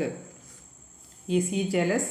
The princess of Ayodhya had choreographed their dance well, having changed the ancient rules of this particular act in order to suit Uttanga's restricted arm movements. But the changes also ensured that the two of them danced very close to each other throughout the performance, creating an air of intense sensuality. The audience first watched in shock, their jaws open. How could a former soldier be allowed to hold Princess Anandamayi so close? But then they were pulled in by the sheer quality of the act. Nobody had seen the dance of Vishwamitra and Manaka in such a blatantly passionate form before. As the piece ended, the audience stood up, applauding wildly and whistling. It had been a truly remarkable performance. Anandamayi bowed low and then pointed at Uttanga, graciously giving the credit to the physically challenged former soldier. Uttanga beamed at the appreciation he received, finding meaning in his life, perhaps for the first time. Parvadeshwar was the only one present who wasn't clapping. Next day, Parvadeshwar was sparring with Purvaga within the temporary military training grounds that had been constructed in Kashi Royal Palace. The former brigadier was rediscovering his seemingly lost fearsome powers. Despite the lack of sight, Purvaga could sense Parvadeshwar's actions with his keen hearing and was responding brilliantly, dawdling when necessary, jabbing when possible. Parvadeshwar was delighted. Calling a halt, Parvadeshwar turned towards Drabagu and nodded. He then turned towards Purvaga and executed the formal Meluhan salute with a slight bow of his head. Purvaga too beat his chest with his fist and bent low, far lower than Parvadeshwar had bowed. He respected Parvadeshwar's legendary prowess. It will be my honor to include you in the Suryavamshi brigade travelling with the Nilkanth, Brigadier Purvaga, said Parvadeshwar. Purvaga smiled. This was the first time he had been calling brigadier in decades. The honor is all mine, General, and thank you for not shafting me into the Chandravamshi brigade. I don't think I could tolerate their inefficiency. Bhagirath, standing at one end of the room, could not stop himself from laughing. We will see who works harder for the Nilkanth. Purvaga, don't forget, you are in Chandravanshi territory now. Battles are fought differently here. Purvaga did not respond. His training forbade him from talking back to a royal. He nodded. Just then, Anandamayi entered the room. Bhagirath smiled and gazed at Parvadeshwar before looking back at her. She was in a bright harlequin green blouse and short dhoti, a colour so loud that only a woman of Anandamayi's beauty and chutzpah could have carried it off. He suspected that Anandamayi's need to gain Parvadeshwar's attention was making her become more brazen by the day. He had never seen his sister quite this way. and wasn't sure whether to have a chat with her or to draw Parvadeshar out and ask him about his intentions. Waving to her brother, Anandamai marched straight up to Parvadeshar. Uttanga at her heels. She came uncomfortably close to Parvadeshar, forcing him to step back. "How is my favorite Maluhan general doing?" she asked, arching her brows after giving him the once over. "We don't have different kingdoms with Maluha, Your Highness. We have only one army," said Parvadeshar. Anandamai frowned. "It means that there is no need to play favorite since there is only one Maluhan general." "I agree. There is only one Parvadeshar." Parvadeshar turned red. Drabagu grimaced with distaste. "It is there anything I can do for you, Princess?" Parvadeshar wanted to quickly find a way to end this conversation. "I thought you could never ask," smiled Anandamai, pointing towards Uttanga. "This young man here is a refugee from Magad. His name is Uttanga. He always wanted to be a warrior, but a riding accident left him with an injured shoulder. The idiotic, apparently merit-obsessed Prince Surapatman dismissed him. Like most unhappy souls, he found his way to Kashi. I am sure you saw his dance yesterday. He danced brilliantly. I want you to include him in the Nilkant's brigade." "As a dancer?" asked the flabbergasted Parvadeshar. "Do you like being deliberately stupid, or this just an act?" Parvadeshar frowned. "Obviously not as a dancer," shrugged an exasperated Anandamai. "As a soldier." Parvadeshar turned towards Uttanga, feet spread, arms close to his side weapons, ready for battle. Uttanga had obviously been trained well. Then Parvadeshar's eyes settled on Uttanga's shoulders. The hump caused by the injury restricted his right arm's movements. "You will not be able to battle a taller man." "I will die before retreating, my lord," said Uttanga. "I have no use for soldiers who die," said Parvadeshar. "I need soldiers who will kill and live. Why don't you stick to dancing?" "Are you saying that dancers cannot be warriors?" butted by Anandamai. Parvadeshar glazed. The Nilkant was a celebrated dancer and a fearsome warrior. He turned around, picked up 2 wooden swords and shields, throwing one pair to Uttanga. He held up his sword, adjusted his shield and gestured to the Magadhan to get into position. "You are going to fight him," answered a shocked Anandamai. She knew Uttanga would be no match for Parvadeshar. "What is wrong with you? Why can't he just come along?" Anandamai stopped as Bhagirath touched her arm. He pulled her back. Purvaga and Drabagu too stepped back. "You will leave a choice, soldier," said Parvadeshar. "Walk away." "I would rather be carried out, my lord," said Uttanga. Parvadeshar narrowed his eyes.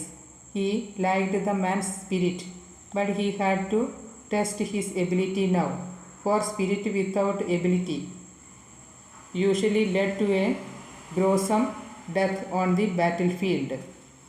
Parvadeshar moved slowly, waiting for Uttanga to charge, but the man kept still. Parvadeshar realized that the Magadhan was being defensive. Uttanga's shoulder injury prevented a high-arm assault that would be required to attack a taller man like Parvadeshar. The general charged. It was an unorthodox assault. He struck only from above, keeping his shield up front at a medium height. Uttanga had to keep stepped back, holding his shield high with his left hand to defend against the powerful blows.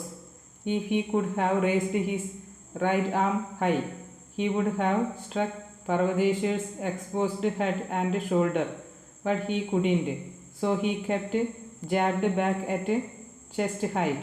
Parvadeshar easily parried the blows with his shield. Slowly but surely, Parvadeshar kept pushing Uttanga back towards the wall. It was a matter of time before he would have no place to retreat. Anandamayi, while happy at what she thought was the Meluhan general's jealousy, was also worried about Uttanga. Why can't he show some compassion? Bhagirath turned to his sister. Parvadeshar is doing the right thing. An enemy will show no quarter in battle. Just then Uttanga's back hit the wall. His shield bobbed. Parvadeshar immediately swung from the right and hit Uttanga hard on his chest. That would be a death blow with a real sword, whispered Parvadeshar. Uttanga nodded. He did not try to rub his obviously hurting chest. Parvadeshar walked calmly back to the center of the room and called out loudly once more. Uttanga trudged back into position. Parvadeshar attacked once more, again with the same result. Seeing Uttanga in pain, Anandamayi hissed. She was about to step forward, but Bhagirath held her back. He too was worried, but he knew he couldn't step in. That would be an insult to the general and the foolishly brave soldier who was trying to combat him. Why did you bring that man here? Asked Bhagirath. Uttanga danced beautifully. I thought it would be fun to have him along on the voyage to Branga. Bhagirath turned toward his sister with narrowed eyes. That is not the whole truth. I know that you are doing, and it is not fair. Everything's fair in love and war, Bhagirath. But I certainly don't want Uttanga getting hurt. Then you shouldn't have brought him here. Parvadeshar was back in the center. Again, Uttanga lumbered back. He was evidently in pain, his face revealing his increasing rage and frustration. Parvadeshar, on the other hand, was worried. He was afraid that he would end up breaking the soldiers' ribs if they had one more joust. But he had to stop his fool-heartedness. If this was a real battle, Uttanga would have already been killed twice over. He charged at Uttanga again. To his surprise, Uttanga stepped to the side, letting Parvadeshar move forward with his momentum. Then Uttanga turned and charged as an aggressor. He swung to the left, letting his shield come down, leaving his flank open. Parvadeshar pushed his sword forward. Uttanga turned right to avoid the blow and in the same motion rolled his right arm in a swing, letting the momentum carry the sword higher than his injured shoulder would normally have allowed. He struck Parvadeshar on his neck, a kill strike. If it had been a real blade and not a practice weapon. Parvadeshar stood stunned. How had Uttanga managed to do that? Uttanga himself looked shocked. He had never managed to strike that high after his injury, never. Parvadeshar's face broke into a slight smile. Uttanga had given up being defensive, turned into an aggressor, and won. Give up your attachment to your shield, said Parvadeshar. When you attack hard, you do have the ability to kill. Uttanga, still panting hard, smiled slowly. Welcome to the Meluhan army, brave soldier. Uttanga immediately dropped his sword and fell at Parvadeshar's feet, his eyes moist. Parvadeshar pulled Uttanga up. You are a Meluhan soldier now, and my soldiers don't cry. Conduct yourself in the manner befitting a Meluhan military man. Bhagirath sighed in relief and turned towards Anandamayi. You were lucky this time. Anandamayi nodded slowly, but her heart was already racing a few steps ahead. What really impressed Parvadeshwar was military prowess. Anandamayi developed a new plan to ensnare her general. Shiva is right, father, said Sati. You can't give away so much somras. Meluha needs it. It had been 10 days since Karthik's birth. Emperor Dilipa and his entourage had left for Ayodhya. Shiva had gone to the bank of Ganga to supervise the shipbuilding. Daksha and Virini were sitting in Sati's private chambers as the proud mother gently rocked Karthik's crib. Virini looked at Daksha but did not say anything. Let Meluha be my concern, my child, said Daksha. You worry your pretty little head only with Karthik. Sati hated being spoken in such patronizing manner. Father, of course, I am thinking about Karthik. I am his mother, but I cannot forget our duties in Meluha. My child, smiled Daksha. Meluha is safe, safer than it has ever been. I don't think you need to doubt my abilities to care for my people. Father, I am not doubting your abilities or your commitment. All I am saying is that I feel it is wrong for Karthik to receive such a large share of somras that rightly belong to the people of Meluha. I am sure there is an immense shortage of the somras after the destruction of Mount Mandar. Why give so much to my son just because he is the emperor's grandson? This is against Lord Ram's rule. Daksha laughed out loud. My darling daughter, never do Lord Ram's rule say that an emperor cannot give somras powder to his grandchild. Of course, the exact word will not be there, father, argued Sati, irritated, and it is not about the exact word. It is the principles that Lord Ram had set up. An emperor must always put his people above his family. We are not following that principle. What do you mean? We are not following that principle? Asked Daksha, sounding angrily. Are you calling me a lawbreaker? Father, please keep your voice low. Karthik will wake up. And if you are favoring Karthik over the common Meluhans, then yes, you are breaking Lord Ram's laws. Virini cringed. Please. Ignoring Virini's plea, Daksha ranted. I am not breaking Lord Ram's laws. Yes, you are, said Sati.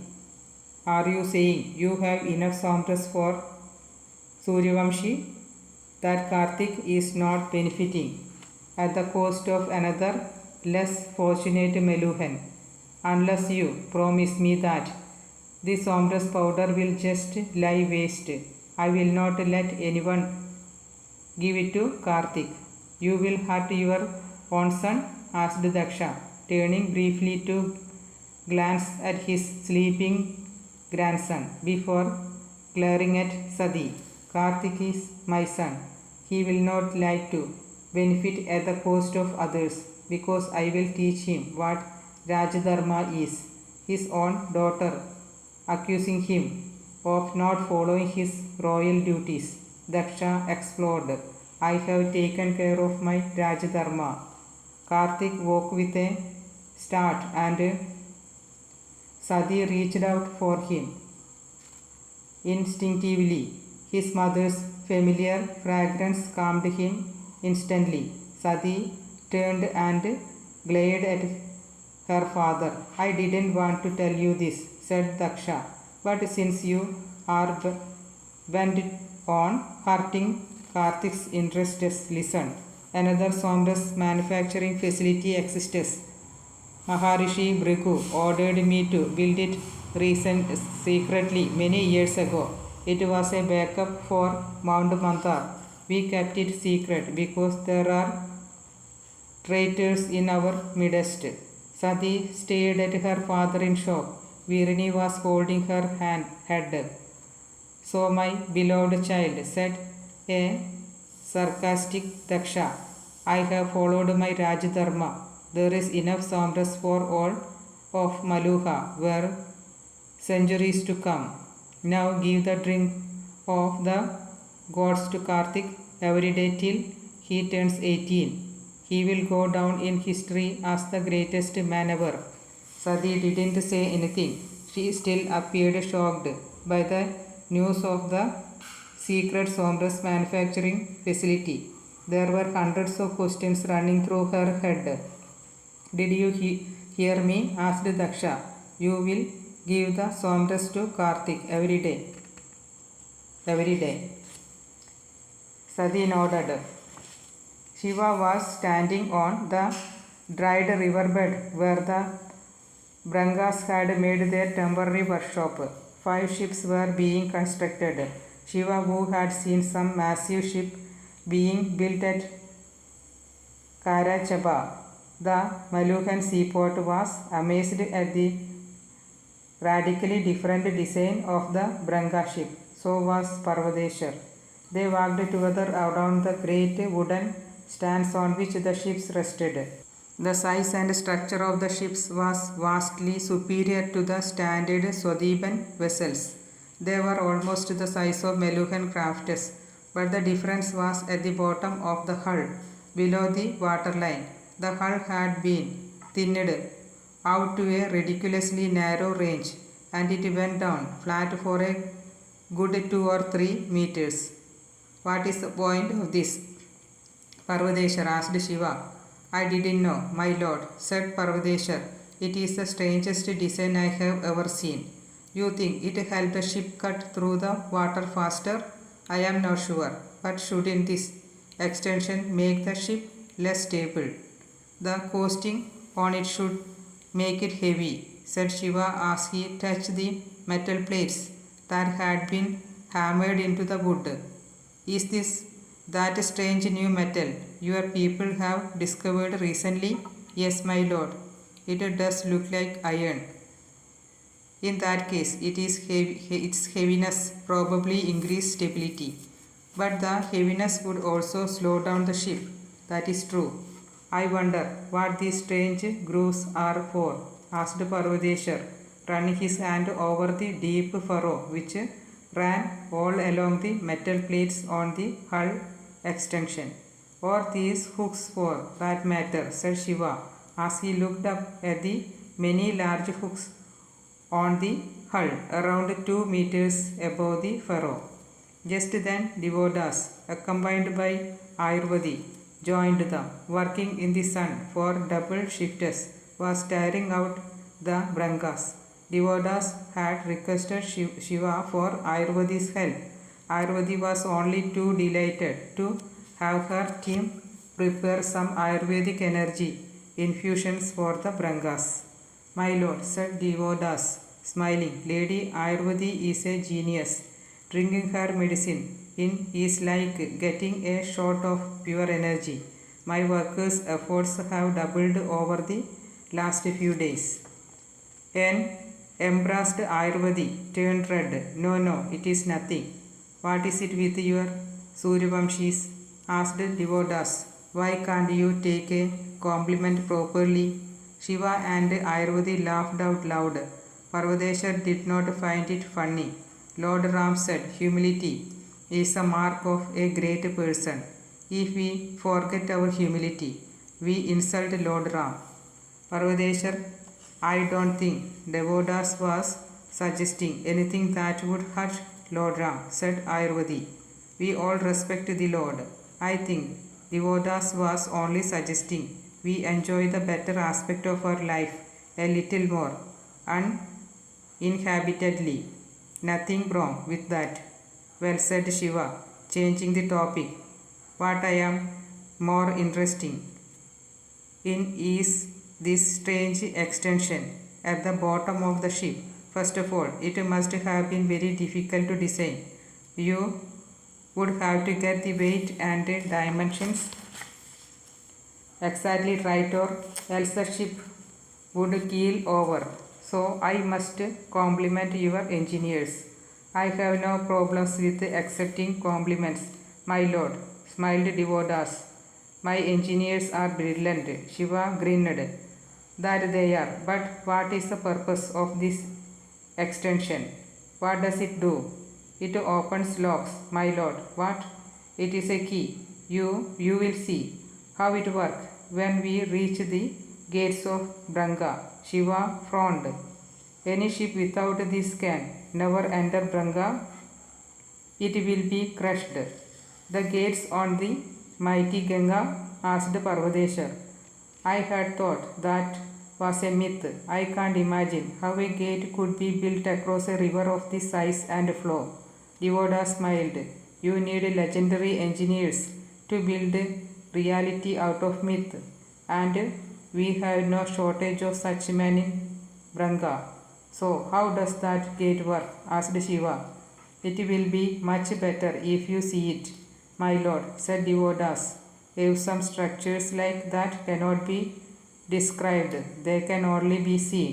Just then, a woman holding a 1-month-old baby came up. It was the Branga high priestess, the same one who had stopped Bhagirath's attack at the Branga building. Shiva looked at the child and smiled. What a lovely baby. That is my daughter, my lord, said Devodas. And this Yeshini, my wife. Yeshini bent down to touch Shiva's feet and then placed her daughter there. Shiva immediately bent down and picked up the child. What is her name? Devayani, my lord, said Yeshini. Shiva smiled. She is being named after the daughter of Shukra, the teacher. Yeshini nodded. Yes, my lord.